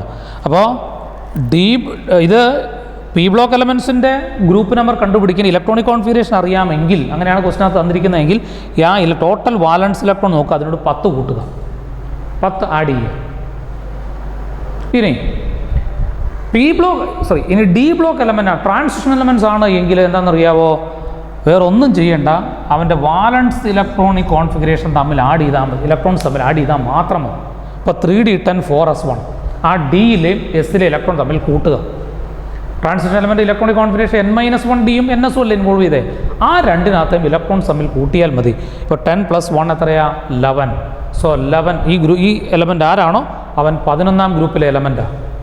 3d5 4s1 3d5 5 4s1 1 5 + 1 6 അവൻ 6th ഗ്രൂപ്പിലെ എലമെൻറ്റാണ്. 3 to 12 ഗ്രൂപ്പല്ലേ ട്രാൻസിഷൻ എലമെൻറ്റ്സ്. 3 മുതൽ 1, 2 ഗ്രൂപ്പ് എസ് ബ്ലോക്ക് എലമെൻറ്റ്, 3 തൊട്ട് 12 വരെ ഡി ബ്ലോക്ക് എലമെൻറ്റ്, 13 തൊട്ട് 18 വരെ പി ബ്ലോക്ക്. പിന്നെ നമ്മുടെ എഫ് ബ്ലോക്ക് എലമെൻറ്റ്സിന് പ്രത്യേകിച്ച് ഗ്രൂപ്പ് ഉണ്ടോ? ഇല്ല. എഫ് ബ്ലോക്ക് എലമെൻറ്റ്സിനെ ഞാൻ നേരത്തെ പറഞ്ഞു ഗ്രൂപ്പ് 3യിൽ തന്നെ ഉൾപ്പെടുത്തിയാൽ മതി. എസ് ബ്ലോക്ക് എലമെൻറ്റ്സിനെ ഗ്രൂപ്പ് 3യിൽ ഉൾപ്പെടുത്തിയാൽ മതി. ഇപ്പോൾ എഫ് ബ്ലോക്ക് എലമെൻറ്റ്സ് ഏതെങ്കിലും വന്നിട്ടുണ്ടെങ്കിൽ ഗ്രൂപ്പ് 3 അങ്ങ് കൊടുത്താൽ മതി, ഗ്രൂപ്പ് 3 അങ്ങ് കൊടുത്താൽ മതി. Okay. So, prediction of periodic table, prediction of period group block of an element can be done by basis on electronic configuration. Electronic configuration. അപ്പോൾ ഒരു എലമെൻറ്റ് കിട്ടിയിട്ടുണ്ടെങ്കിൽ അവൻ്റെ ഇലക്ട്രോണിക് കോൺഫിഗറേഷൻ അറിയാമെങ്കിൽ നമുക്ക് പീരീഡും ഗ്രൂപ്പും ബ്ലോക്കും ഇവിടെ കണ്ടുപിടിക്കാം. എങ്ങനെയാണ്? ആദ്യം ഇലക്ട്രോണിക് കോൺഫിഗറേഷൻ മുഴുവൻ എഴുതുക. ഇലക്ട്രോണിക് കോൺഫിഗറേഷൻ എഴുതുമ്പോൾ വാലൻസ് ഷെൽ ഏതാണ്, ഏറ്റവും അവസാനത്തെ ഇലക്ട്രോൺ ഇരിക്കുന്നത് ഏത് ഷെല്ലിലാണോ ആ ഷെല്ലാണ് അവൻ്റെ പീരീഡ് നമ്പർ. ഇനി ഇലക്ട്രോണിക് കോൺഫിഗറേഷൻ എഴുതുമ്പോഴേക്കും അതിൽ ലാസ്റ്റ് ഇലക്ട്രോൺ ഇരിക്കുന്ന എസ് ഓർബിറ്റിലാണ്, എസ് ഓർബിറ്റിൻ്റെ പുറകിൽ നോബൽ ഗ്യാസ് കോൺഫിഗറേഷൻ ആണ് എങ്കിൽ നമുക്ക് അത് എസ് ബ്ലോക്ക് എലമെൻ്റ് ആണെന്ന് പറയാൻ പറ്റും. ലാസ്റ്റ് ഇലക്ട്രോൺ ഇരിക്കുന്ന ഡി ബ്ലോക്കിലാണെങ്കിൽ അത് D block element, last electron ഇരിക്കുന്ന പി ബ്ലോക്കിലാണ് പി ഓർബിറ്റിലാണ് P block element, last electron ഇരിക്കുന്നത് ഈ എഫ് ഓർബിറ്റിലാണെങ്കിൽ അത് എഫ് ബ്ലോക്ക് എലമെൻറ്റ്സ് നമുക്ക് പറയാം. ഗ്രൂപ്പ് നമ്പർ കണ്ടുപിടിക്കാനായിട്ടാണെങ്കിൽ എസിനകത്ത് ഇലക്ട്രോണിൻ്റെ എണ്ണം എത്രയുണ്ടോ അതാണ് നമ്മുടെ എസ് ഗ്രൂപ്പ് 1 അല്ലെങ്കിൽ ഗ്രൂപ്പ് 2 ആകും. ഡി ബ്ലോക്കിനെ കണ്ടുപിടിക്കാനായിട്ടാണെങ്കിൽ ഡിയിലെയും എസ്സിലെയും ഇലക്ട്രോണിൻ്റെ എണ്ണം കൂട്ടി നോക്കും. പി ബ്ലോക്കിൻ്റെ ഗ്രൂപ്പിൻ്റെ കണ്ടുപിടിക്കാനാണ് വാലൻസ് ഇലക്ട്രോണിൻ്റെ കൂടെ 10 ആഡ് ചെയ്യുക. എഫ് ബ്ലോക്ക് എലമെൻറ്റ്സ് ആണെങ്കിൽ ഗ്രൂപ്പ് എന്ന് പറയുന്നത് നമ്പർ 3 ആണ്. ഓക്കെ. ഇനിയിപ്പോൾ നിങ്ങൾക്ക് ഒരു അറ്റോമിക് നമ്പർ തന്നാൽ അത് ഏത് പീരീഡിലാണ് ഗ്രൂപ്പിലാണ്, ഇപ്പം നമുക്ക് ഇലക്ട്രോണിക് കോൺഫിഗറേഷൻ ഇപ്പം അറ്റോമിക് നമ്പർ 56 78 എന്നൊക്കെ തന്നിട്ടുണ്ടെങ്കിൽ നമുക്ക് എങ്ങനെ കണ്ടുപിടിക്കും? ഭയങ്കര ബുദ്ധിമുട്ടാണ്. അപ്പോൾ അതാണ് ഞാൻ പറഞ്ഞത്, ആദ്യം ലൊക്കേറ്റ് ചെയ്യാൻ നമ്മൾ പീരിയോഡ് ടേബിളിലെ ഏറ്റവും ലെഫ്റ്റ് ഹാൻഡ് സൈഡിലുള്ള ഗ്രൂപ്പ് 1 എലമെൻറ്റ്സും റൈറ്റ് ഹാൻഡ് സൈഡിലുള്ള നമ്മുടെ നോബൽ ഗ്യാസിൻ്റെ എലമെൻറ്റ്സിൻ്റെയും അറ്റോമിക് നമ്പർ ബൈഹാർട്ട് ചെയ്ത് വെച്ചിരിക്കണം. അത് ഏത് പീരീഡിലാണ് വരുന്നതെന്ന് പഠിച്ചു വെച്ചിരിക്കും. പിന്നെ ഇപ്പം നമുക്കറിയാം ലന്താനത്തിൻ്റെ അറ്റോമിക് നമ്പർ 57ആണ്. 58 തൊട്ട് 71 വരെയാണെങ്കിൽ അതിൽ ആന്ത്രോയിഡിൽ പെടുന്ന എഫ് ബ്ലോക്കാണ്. അപ്പോൾ അറ്റോമിക് നമ്പർ തരികയാണ് 68 എന്ന് പറഞ്ഞിട്ടുണ്ടെങ്കിൽ എന്താണ് അതിൽ ആന്ത്രോയിഡ്, വേറെ ഒന്നും ആലോചിക്കാൻ പോകണ്ട. ഇനി അതുപോലെ തന്നെ അറ്റോമിക് നമ്പർ 90 തൊട്ട് 103 90 തൊട്ട് 103 വരെ അത് ആക്ടിനോയിഡ്സാണ്. ആക്ടിനോയിഡ്സ് എന്ന് പറയുമ്പോൾ എന്താണ്, അതിനിടയ്ക്ക് ഏതെങ്കിലും ഇപ്പം അറ്റോമിക് നമ്പർ 100 എവിടെയാണ് കിടക്കുന്നതെന്ന് ചോദിച്ചാൽ 90ൻ്റെയും 103ൻ്റെ ഇടയ്ക്ക്. അപ്പോൾ എഫ് ബ്ലോക്ക് എലമെൻറ്റ്. അപ്പോൾ എഫ് ബ്ലോക്ക് എലമെൻറ്റ് കണ്ടുപിടിക്കാൻ വളരെ എളുപ്പം അറ്റോമിക് നമ്പർ കണ്ടുപിടിച്ചു. ഇനി അതല്ല, നിങ്ങളോട് ചോദിക്കുകയാണ് ഒരു 75 അറ്റോമിക് നമ്പർ 75 എവിടെയാണ്, ഒരു പിടുത്തമില്ല, 75 എവിടെയാണെന്ന് കണ്ടുപിടിക്കുക. എന്ത് ചെയ്യണം? നമ്മൾ നേരെ ഒന്ന് കാൽക്കുലേറ്റ് ചെയ്യും. 75 ഏത് പീരീഡിൽ കിടക്കുന്നു? 75 ഏത് പീരീഡിൽ കിടക്കുന്നു? നമുക്കറിയാം 6ാമത്തെ പീരീഡ്. കാരണം 6ാമത്തെ പീരീഡ് സ്റ്റാർട്ട് ചെയ്യുന്ന 55-ൽ അവസാനിക്കുന്നത് 86-ലാണ്. അപ്പോൾ അവിടെയാണ് കിടക്കുന്നത്. ഇനി നമുക്കറിയാം 55 കഴിഞ്ഞ് 56 കഴിഞ്ഞ് 57 ആരാ? ലന്താനം കഴിഞ്ഞ് പിന്നെ 14 എലമെൻറ്റ്സ് എഫ് ബ്ലോക്കിൽ കിടക്കുക. അത് കഴിഞ്ഞാണ് 72 വരുന്നത്. 72 ആരാ? ഹാഫ്നിയം എന്ന് പറഞ്ഞ എലമെൻറ്റാണ്. എലമെൻറ്റ് പഠിച്ചില്ലെങ്കിലും കുഴപ്പമില്ല. 72 എന്ന് പറഞ്ഞാൽ നമ്മുടെ ഗ്രൂപ്പ് 4ൽ കിടക്കുന്ന എലമെൻറ്റാണ് 72. അങ്ങനെയാണ് 73 ഗ്രൂപ്പ് 5, 74 ഗ്രൂപ്പ് 6, 75 ഗ്രൂപ്പ് 7. ഓക്കെ. 75 എന്ന് പറഞ്ഞാൽ ഗ്രൂപ്പ് 7-ൽ കിടക്കുന്ന മാംഗനീസിൻ്റെ ഫാമിലിയിൽ കിടക്കുന്ന ഒരു എലമെൻറ്റാണ്. മാംഗനീസിൻ്റെ ഫാമിലിയിൽ കിടക്കുന്ന റീനിയം എന്ന് പറഞ്ഞ എലമെൻറ്റാണ്. 45 അറ്റോമിക് നമ്പർ 45 എവിടെയാണ് കിടക്കുന്നത്? അത് ഏത് പീരീഡിലാണ്? അറ്റോമിക് നമ്പർ 37 തൊട്ട് 37 തൊട്ട് 54 വരെ 54 വരെ അഞ്ചാമത്തെ പീരീഡിലാണ്. അപ്പോൾ അവൻ അഞ്ചാമത്തെ പീരീഡിലാണ് കിടക്കുന്നത്. ഇനി അഞ്ചാമത്തെ പീരീഡിൽ സ്റ്റാർട്ടിങ് എലമെൻറ്റ് 37, പിന്നെ 38, പിന്നെ അത് കഴിഞ്ഞ് ഡി ബ്ലോക്ക് എലമെൻറ്റാണ് 39, 40, 41, 42, 43, 44, 45. ചുമ്മാ ഒന്ന് കൗണ്ട് ചെയ്താൽ മതി. 39 എന്ന് പറഞ്ഞിട്ടുണ്ടെങ്കിൽ അത് നിങ്ങൾ അറിഞ്ഞിരിക്കണം. ട്രാൻസിഷൻ എലമെൻറ്റ് പഠിക്കുമ്പോൾ നിങ്ങൾ പഠിക്കുന്ന അറ്റോമിക് നമ്പർ, ട്രാൻസിഷൻ എലമെൻറ്റ്സിൻ്റെ അറ്റോമിക് നമ്പേഴ്സ് ഏതൊക്കെയാണ്? ഒന്ന് സ്കാൻഡിയം തൊട്ട് സിങ്ക് വരെ 21 to 30. രണ്ടാമത്തേത് 39 തൊട്ട് 48 വരെ യുട്രിയം തൊട്ട് കാഡ്മിയം വരെ. മൂന്നാമത്തെ സീരീസ് ലന്താനം 57 തുടങ്ങുന്നത്. പിന്നെ ലാന്ത്രോഡുണ്ട്, പക്ഷേ അത് നമ്മൾ ഡി ബ്ലോക്കിൽ വരികയില്ല. പിന്നെ വരുന്നത് 72 തൊട്ട് 80 വരെ, മെർക്കുറി വരെ. പിന്നെ ആക്ടീനിയം നാലാമത്തെ പീരീഡ്, നാലാമത്തെ സീരീസ് പറഞ്ഞിട്ടുണ്ട്. ആക്ടീനിയത്തെ തുടങ്ങുന്നു. ആക്ടീനിയം എന്ന് പറഞ്ഞാൽ atomic number 89. Actinium 89 atomic number. അപ്പോൾ അവൻ 89 തൊട്ട് പിന്നെ അത് കഴിഞ്ഞ് പിന്നെ ആക്ടിനോയിഡ് വരുന്നു. അവന്മാർ 14 പേര് എഫ് ബ്ലോക്ക്. ഇത് പിന്നീട് വരുന്ന 104ാമത്തെ എലമെൻറ്റാണ് റൂദർഫോഡിയം. 104ാമത്തെ എലമെൻറ്റ് തൊട്ട് 112ാമത്തെ എലമെൻറ്റ് കോപ്പർനീഷ്യം വരെ ആ പീരീഡിലാണ് കിടക്കുന്നത്, ആ സീരീസിലാണ് കിടക്കുന്നത്. ഓക്കെ, അപ്പം നമുക്ക് ആ അറ്റോമിക് നമ്പർ പിടികിട്ടിയാൽ തന്നെ വേറെ കാൽക്കുലേഷൻ ഒന്നും പോകേണ്ട ആവശ്യമില്ല. അറ്റോമിക് നമ്പർ നമുക്കറിയാം, ക്വസ്റ്റ്യനകത്ത് ചോദിക്കുകയാണ്. അതുപോലെ തന്നെ നമുക്ക് എന്താണ് ഏറ്റവും ലെഫ്റ്റ് ഹാൻഡ് സൈഡിലെയും റൈറ്റ് ഹാൻഡ് സൈഡിലെ അറ്റോമിക് നമ്പർ അറിഞ്ഞിരിക്കണം. പിന്നെ നമ്മുടെ 4 ഡി ബ്ലോക്ക് സീരീസുണ്ട്. അതിൽ ആദ്യത്തെ അവസാനത്തെ എലമെൻറ്റ് അറ്റോമിക് നമ്പർ അറിഞ്ഞിരിക്കണം. പിന്നെ ലാന്ത്രോഡിനും ആദ്യത്തെയും അവസാനത്തെ എലമെൻറ്റ് അറ്റോമിക് നമ്പർ അറിഞ്ഞിരിക്കണം. ഇത്രയും അറിഞ്ഞാൽ നിങ്ങൾക്കൊരു എലമെൻറ്റ് ലൊക്കേറ്റ് ചെയ്യാൻ ബുദ്ധിമുട്ടില്ല, അല്ലേ? എഫ് ബ്ലോക്ക് എലമെൻറ്റ്സ് എല്ലാം ഗ്രൂപ്പ് 3 എസ് ബ്ലോക്കും ബി ബ്ലോക്കും ഡി ബ്ലോക്ക് എന്ന് പറഞ്ഞാൽ 1, 2, 3, 4 1, 2 ഗ്രൂപ്പ് എസ് ബ്ലോക്ക്, 3 തൊട്ട് 12 വരെ ഡി ബ്ലോക്ക്, ദെൻ 13 തൊട്ട് 18 വരെ പി ബ്ലോക്ക് എലമെൻറ്റ്സ്. അത്രയേ ഉള്ളൂ, നമുക്ക് എളുപ്പം കണ്ടുപിടിക്കും. ഇനി നമ്മൾ പഠിക്കാനായിട്ട് പോകുന്ന പീരിയോഡിസിറ്റി ഇൻ പ്രോപ്പർട്ടീസ്. അപ്പോൾ നമുക്ക് പീരിയോഡ് ടേബിളിനെ പറ്റി ഒരു ഐഡിയ കിട്ടി. What are the properties? Periodicity, trends in properties. Periodicity എന്ന് പറഞ്ഞാൽ എന്താ വാക്കിനർത്ഥം? പീരിയോഡിക്കൽ മോഷൻ നിങ്ങൾക്കറിയാം, ടു ആൻഡ് ഫ്രോ മോഷൻ, അങ്ങോട്ടും ഇങ്ങോട്ടും ആടിക്കൊണ്ടിരിക്കുന്നത് ടു ആൻഡ് ഫ്രോ മോഷൻ. അതായത് നമ്മുടെ പെൻഡുലത്തിൻ്റെ മോഷൻ പീരിയോഡിക് മോഷനാണ്. അതായത് repeats after A regular interval of time. ഇപ്പോൾ ഇവിടെ എന്താ റിപ്പീറ്റ് ചെയ്യാനുള്ളത്? Properties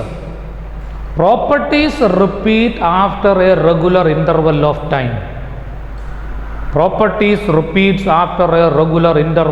time. That is called periodicity.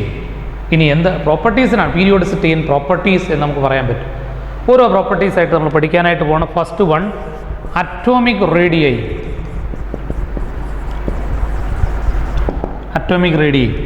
Actually atomic radii നമുക്ക് ആക്യുറേറ്റ് ആയിട്ട് കണ്ടുപിടിക്കാൻ പറ്റുകയില്ല. ആക്യുറേറ്റ് ആയിട്ട് അറ്റോമിക് പ്രോപ്പർട്ടീസ് കണ്ടുപിടിക്കാൻ വളരെ ബുദ്ധിമുട്ടാണ്, പ്രത്യേകിച്ച് റേഡിയൈ.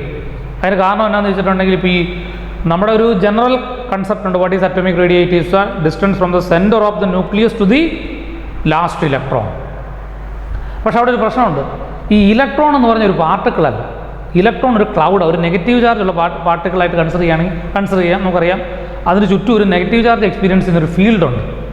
അതുകൊണ്ട് ന്യൂക്ലിയസിൻ്റെ സെൻറ്റർ തൊട്ട് ലാസ്റ്റ് ഇലക്ട്രോൺ എന്ന് പറയുമ്പോഴേക്കും ഇലക്ട്രോണിൻ്റെ ലിമിറ്റ് നമുക്ക് പറയാൻ പറ്റുകയില്ല.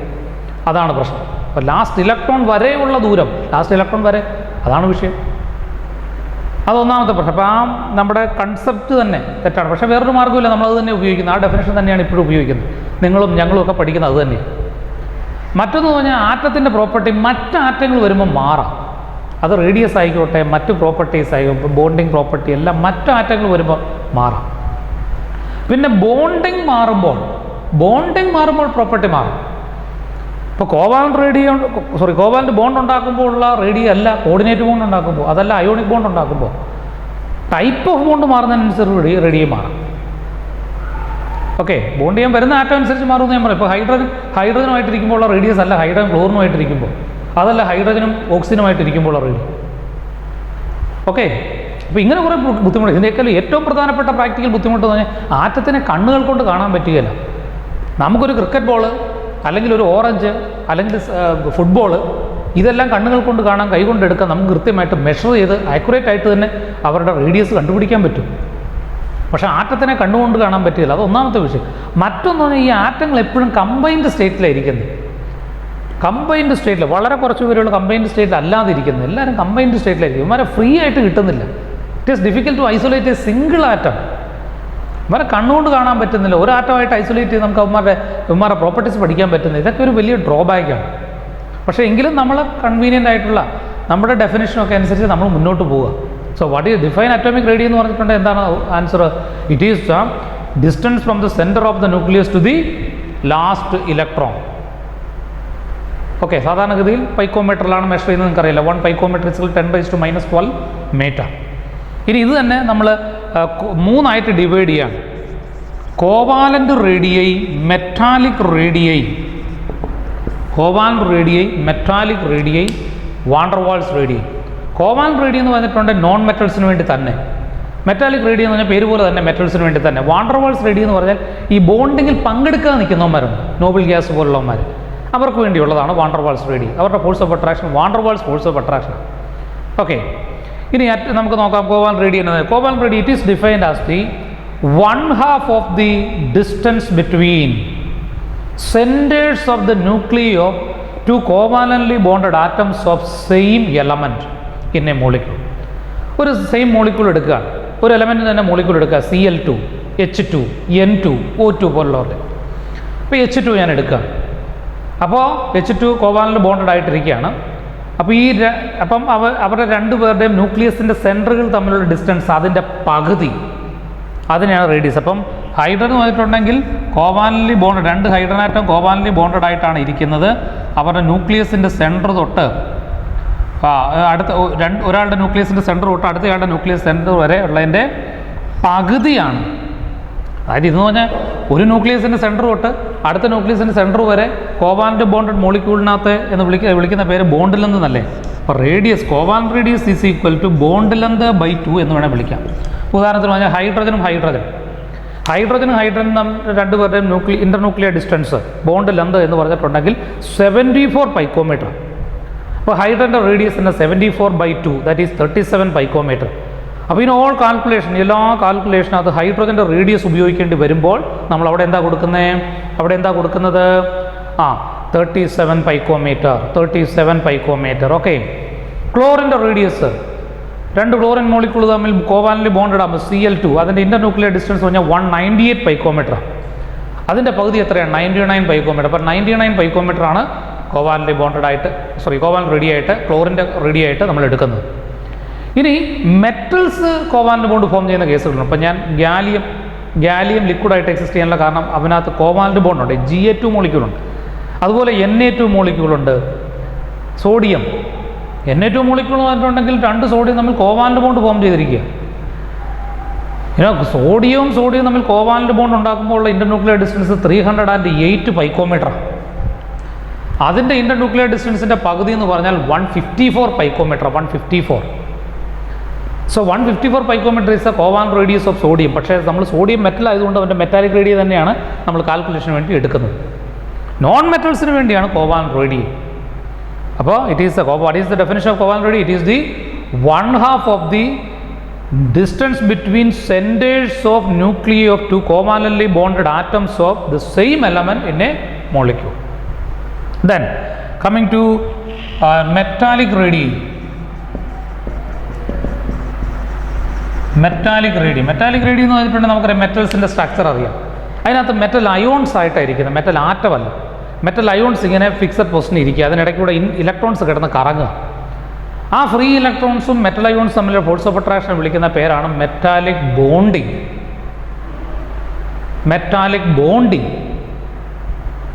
ഓക്കെ, ഫ്രീ ഇലക്ട്രോൺസും മെറ്റൽ അയോൺസ് തമ്മിലുള്ള ഫോഴ്സ് ഓഫ് അട്രാക്ഷൻ വിളിക്കുന്ന പേരാണ് മെറ്റാലിക് ബോണ്ടിങ്. അപ്പോൾ ആ മെറ്റാലിക് ബോണ്ടിങ്ങിൻ്റെ ഇൻ്റർന്യൂക്ലിയർ ഡിസ്റ്റൻസിൻ്റെ പകുതി അങ്ങ് എടുത്താൽ മതി.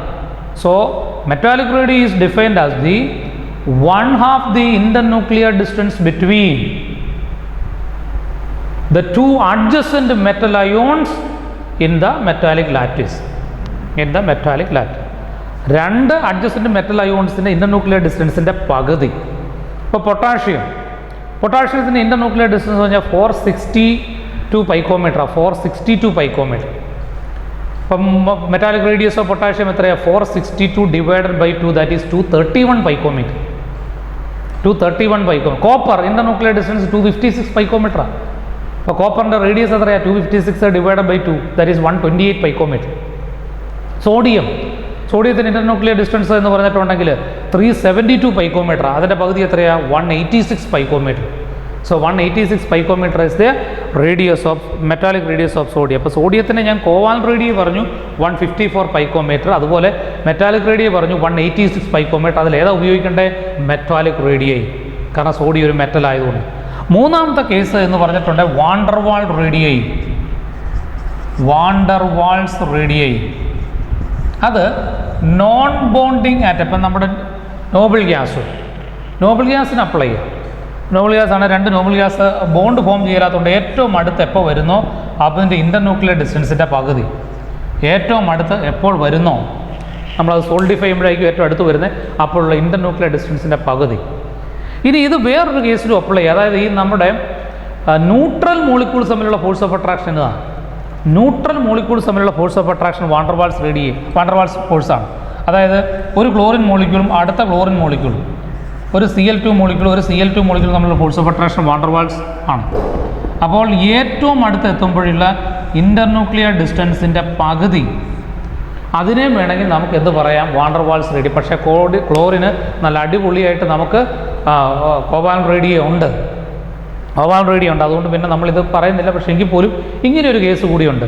ന്യൂട്രൽ മോളിക്യൂൾ തമ്മിലുള്ള ഫോഴ്സ് ഓഫ് അട്രാക്ഷൻ വാണ്ടർവാൾസ് ഫോഴ്സാണ്. അങ്ങനെ ന്യൂട്രൽ മോളിക്യൂൾ തമ്മിൽ ഏറ്റവും അടുത്തെത്തുമ്പോൾ എപ്പോഴാണോ അവരുടെ സെയിം ആറ്റങ്ങൾ തമ്മിലുള്ള ഇൻ്റർന്യൂക്ലിയർ ഡിസ്റ്റൻസിൻ്റെ പകുതി. ഇപ്പോൾ ക്ലോറിൻ്റെ നോക്കുകയാണെങ്കിൽ ഇൻ്റർന്യൂക്ലിയർ ഡിസ്റ്റൻസ് വാണ്ടർവാൾസ് റേഡിയസ് എടുക്കുകയാണെങ്കിൽ 360 പൈക്കോമീറ്റർ. രണ്ട് ക്ലോറിൻ മോളിക്യൂളിലെ രണ്ട് ക്ലോറിൻ ആറ്റം ഏറ്റവും അടുത്തെത്തുന്നത് 360 പൈക്കോമീറ്ററാണ്. അതിൽ കൂടുതൽ അടുത്തിട്ടുണ്ടെങ്കിൽ റിപ്പൾഷൻ വരും. അതാണ് ഏറ്റവും മാക്സിമം അടുത്ത് വരുന്നത്. അതിൻ്റെ പകുതി അപ്പം 360ൻ്റെ പകുതി എന്ന് പറഞ്ഞിട്ടുണ്ട് എത്രയാണ്? 360ൻ്റെ പകുതി 180 പൈക്കോമീറ്റർ. അപ്പം ക്ലോറിൻ്റെ വാണ്ടർവാൾസ് റേഡിയം 180 പൈക്കോമീറ്ററാണ്. ഇനി നമ്മുടെ സോഡിയത്തിൻ്റെ വാണ്ടർവാൾസ് റേഡിയം 227 പൈക്കോമീറ്റർ. സോഡിയത്തിൻ്റെ വാണ്ടർവാൾസ് റേഡിയം 227 പൈക്കോ. അപ്പോൾ സോഡിയത്തിൻ്റെ ഞാൻ എല്ലാം പറഞ്ഞു. സോഡിയത്തിൻ്റെ കോവാലന്റ് റേഡിയം പറഞ്ഞു 154 പൈക്കോമീറ്റർ. സോഡിയത്തിൻ്റെ മെറ്റാലിക് റേഡിയം ഞാൻ പറഞ്ഞു 186 പൈക്കോമീറ്റർ. സോഡിയത്തിൻ്റെ വാണ്ടർവാൾസ് റേഡിയം പറഞ്ഞു 227 പൈക്കോമീറ്റർ. അതിൽ നിന്ന് തന്നെ നിങ്ങൾക്ക് മനസ്സിലാവും van der Waals radium greater than metallic radium greater than covalent radium. കാരണം എന്താണെന്ന് വെച്ചാൽ ഫോഴ്സ് ഓഫ് അട്രാക്ഷൻ. വാണ്ടർവാൾസ് എന്ന് പറഞ്ഞിട്ടുണ്ടെങ്കിൽ വളരെ അടുത്തൊന്നുമല്ല ഇരിക്കുന്നത്.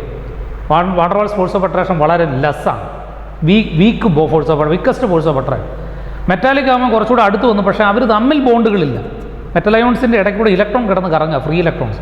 കോവാലന്റ് ആകുമ്പോൾ കുറച്ചുകൂടെ അടുത്ത് വന്നു, അവരുടെ ഓർബിറ്റിലൊക്കെ തമ്മിൽ ഓവർലാപ്പ് ചെയ്ത് സ്ട്രോങ് ബോണ്ട് ഉണ്ടാക്കി വെച്ചിരിക്കുക. ഇനി what is the definition of van der Waals radium?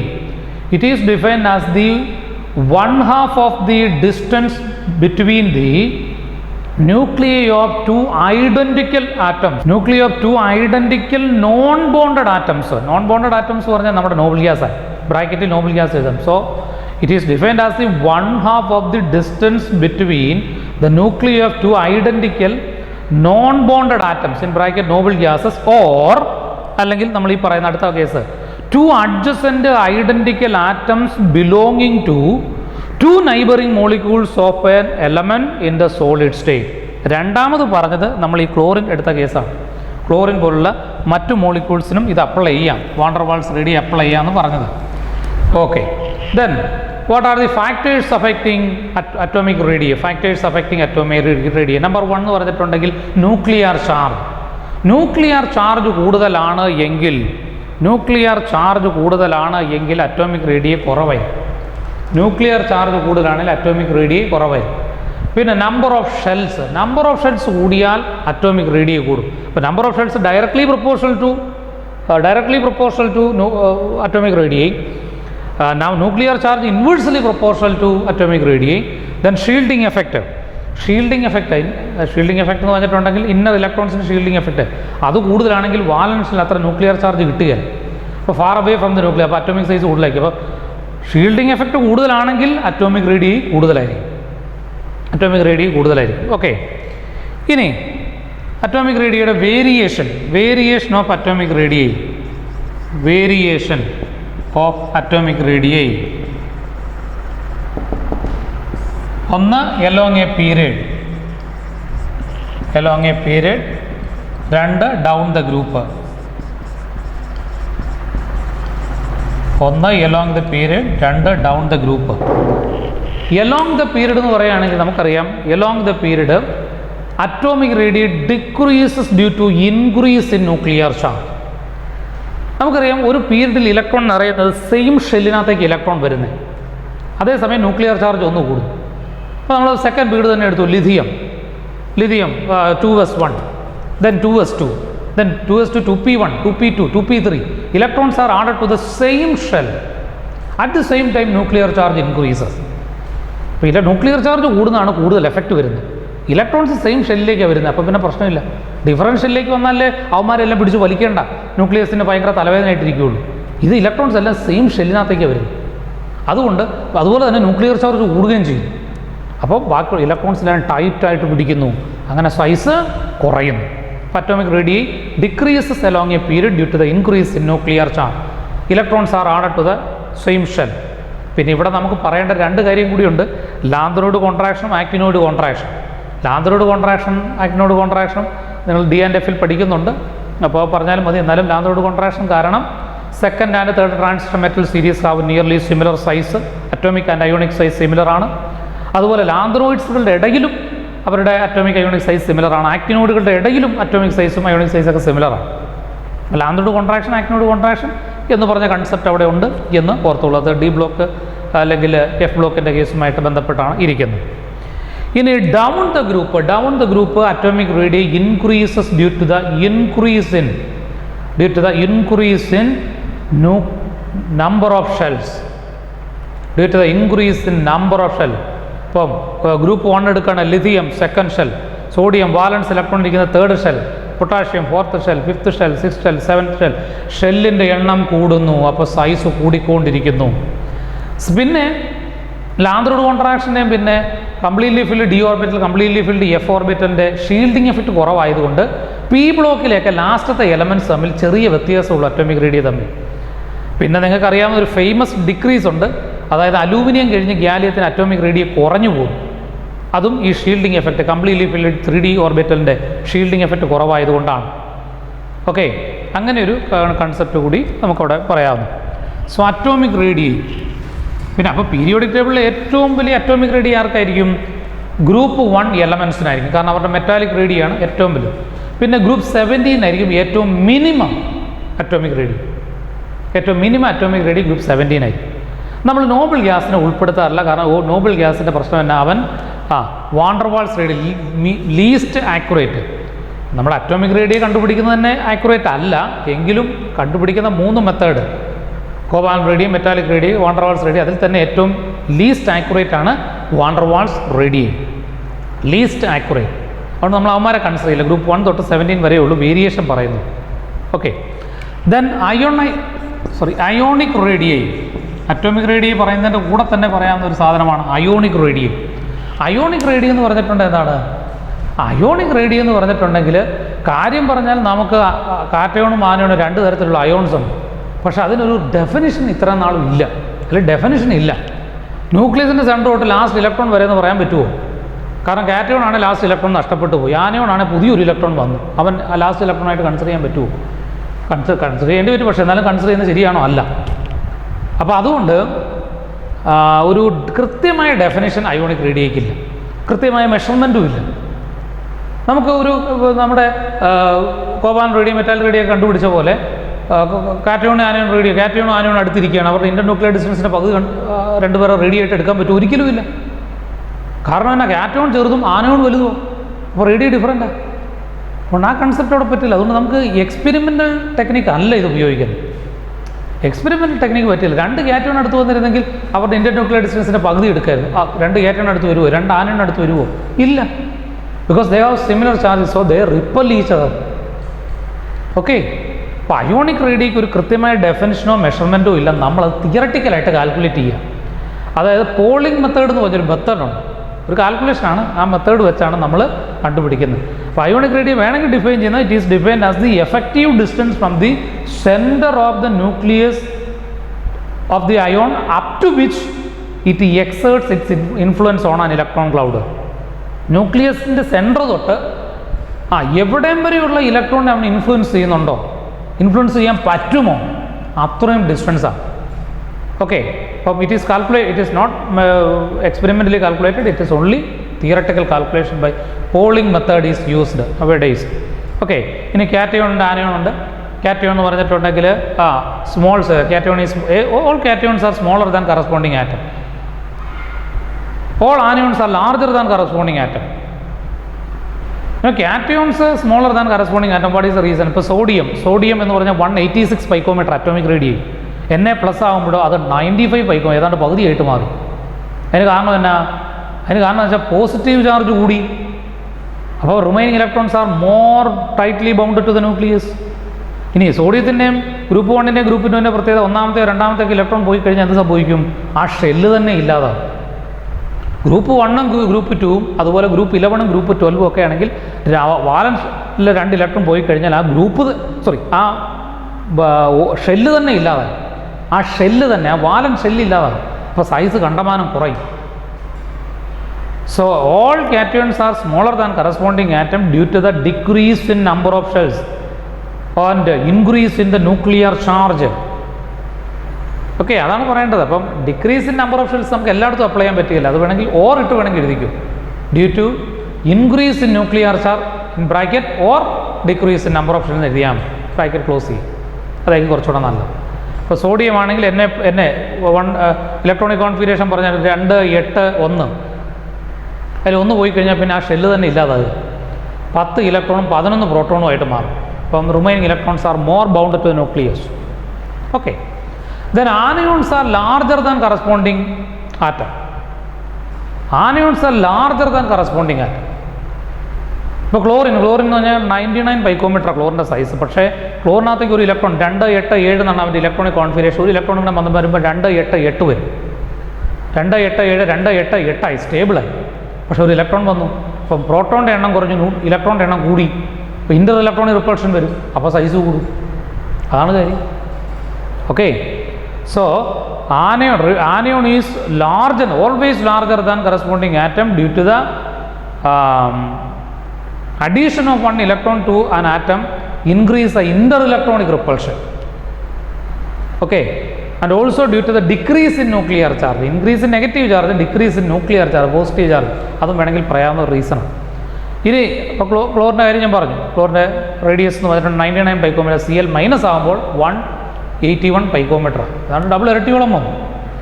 ഇനി ഈ കാറ്റോൺ തന്നെ X+, X2+, X3+ എന്ന രീതിയിലോ, ആനയോൺ തന്നെ X, X-, X2-, X3- പോയാൽ അവരുടെ റേഡിയയുടെ ഓർഡർ എങ്ങനെയായിരിക്കും? പോസിറ്റീവ് ചാർജ് കൂടുന്നതിനനുസരിച്ച് റേഡിയ കുറഞ്ഞുകൊണ്ടിരിക്കും. So X X+, X2+, that is a radius, order of radius. ഇനി ആനയോൺ ആണെങ്കിൽ നെഗറ്റീവ് ചാർജ് കൂടുന്നതിനനുസരിച്ച് റിപ്പൾഷൻ കൂടും. അപ്പോൾ സൈസ് കൂടും, റിപ്പൾഷൻ കൂടും, വളരെ റിപ്പൾഷൻ കൂടും. അപ്പോൾ അകന്ന് നിൽക്കാൻ നോക്കും. അപ്പോൾ ആ ഡിസ്റ്റൻസ് കൂടും. ന്യൂക്ലിയസിൻ്റെ സെൻറ്റർ തൊട്ട് ലാസ്റ്റ് ഇലക്ട്രോൺ വരെയുള്ള, അല്ലെങ്കിൽ ആ അവന്മാർ മാറി നിൽക്കുന്നിടം വരെയുള്ള ദൂരം കൂടുകയാണ് ചെയ്യും. പിന്നെ ഒരു സാധനമുണ്ട്, ഈ ഐസോ ഇലക്ട്രോണിക് സ്പീഷീസ് എന്ന് പറയും. Isoelectronic species same number of ഇലക്ട്രോൺസിനേ ഉള്ളൂ, same number of electron. Isoelectronic species നമുക്ക് അവിടെ നമ്മൾ നോക്കേണ്ട കാര്യമൊന്നുമില്ല. അവിടെ ഐസോ ഇലക്ട്രോണിക് സ്പീഷീസ് ഇലക്ട്രോണിൻ്റെ എണ്ണം സെയിമാണ്. അപ്പോൾ നമ്മൾ പിന്നെ നോക്കേണ്ടതാ പ്രോട്ടോണിൻ്റെ എണ്ണം. പ്രോട്ടോണിൻ്റെ എണ്ണം കൂടുകയാണെങ്കിൽ ഇലക്ട്രോണിൻ്റെ എണ്ണത്തെക്കാളും കൂടുതലാണ് പ്രോട്ടോണിൻ്റെ എണ്ണമെങ്കിൽ സൈസ് കുറവായിരിക്കും. ഇലക്ട്രോണിൻ്റെ എണ്ണത്തെക്കാളും കുറവാണ് പ്രോട്ടോണിൻ്റെ എണ്ണമെങ്കിൽ സൈസ് കൂടുതലായിരിക്കും. ഉദാഹരണം നമുക്ക് എക്സാമ്പിൾ നോക്കാം. N3-, O2-, F-, Na+, Mg2+, Al3+. Okay, ഇവരെല്ലാം ഇതിനകത്താണെങ്കിൽ N3- പറഞ്ഞാൽ 7 ഇലക്ട്രോണും 7 പ്രോട്ടോണും. ഇപ്പോൾ 3 ഇലക്ട്രോണും വന്നപ്പോൾ 10 ഇലക്ട്രോൺ. ഇപ്പോൾ ഇവന് 10 ഇലക്ട്രോണായി. ഓക്സിജൻ 10 ഇലക്ട്രോണായി. ദെൻ ഫ്ലൂറിൻ 10 ഇലക്ട്രോണായി. എല്ലാവർക്കും 10 ഇലക്ട്രോൺ. മഗ്നീഷ്യം 2 ഇലക്ട്രോണെ കളഞ്ഞു. അലൂമിനിയം 3 ഇലക്ട്രോണെ കളഞ്ഞു. സോഡിയം 1 ഇലക്ട്രോണെ കളഞ്ഞു. പിന്നെ നൈട്രജൻ 7 പ്രോട്ടോൺ, ഇവിടെ 8 പ്രോട്ടോൺ, ഇവിടെ 9 പ്രോട്ടോൺ, ഇവിടെ 11 പ്രോട്ടോൺ. ബിക്കോസ് ഇതിനിടയ്ക്ക് ഫ്ലൂറിൻ്റെയും സോഡിയത്തിൻ്റെ ഇടയ്ക്ക് ഒരു നോബിൾ ഗ്യാസ് ഉണ്ട്, അവനെ ഞാൻ എഴുതിയിട്ടില്ല. Then 12 proton, then 13 proton. അപ്പോൾ ഇവിടെ നെഗറ്റീവ് ചാർജ് കൂടുതൽ, ഇലക്ട്രോണിൻ്റെ എണ്ണം കൂടുതൽ, പ്രോട്ടോണിൻ്റെ എണ്ണം കുറവ്. അപ്പോൾ ഇൻ്റർ ഇലക്ട്രോൺ റിപ്പൾഷൻ കൂടുതലാണ്, അപ്പോൾ സൈസ് കൂടുതലായിരിക്കും. ഇവരുടെ കേസിലാണെങ്കിൽ പ്രോട്ടോണിൻ്റെ എണ്ണം കൂടുതലും ഇലക്ട്രോണിൻ്റെ എണ്ണം കുറവാണ്. അപ്പം പോസിറ്റീവ് ചാർജ് കൂടുന്നതിനനുസരിച്ച് സൈസ് പിന്നെയും കുറയും. So for isoelectronic species, radiate depends on the number of protons. Okay, ഇത്രയാണ് മനസ്സിലാക്കാനുള്ളത്.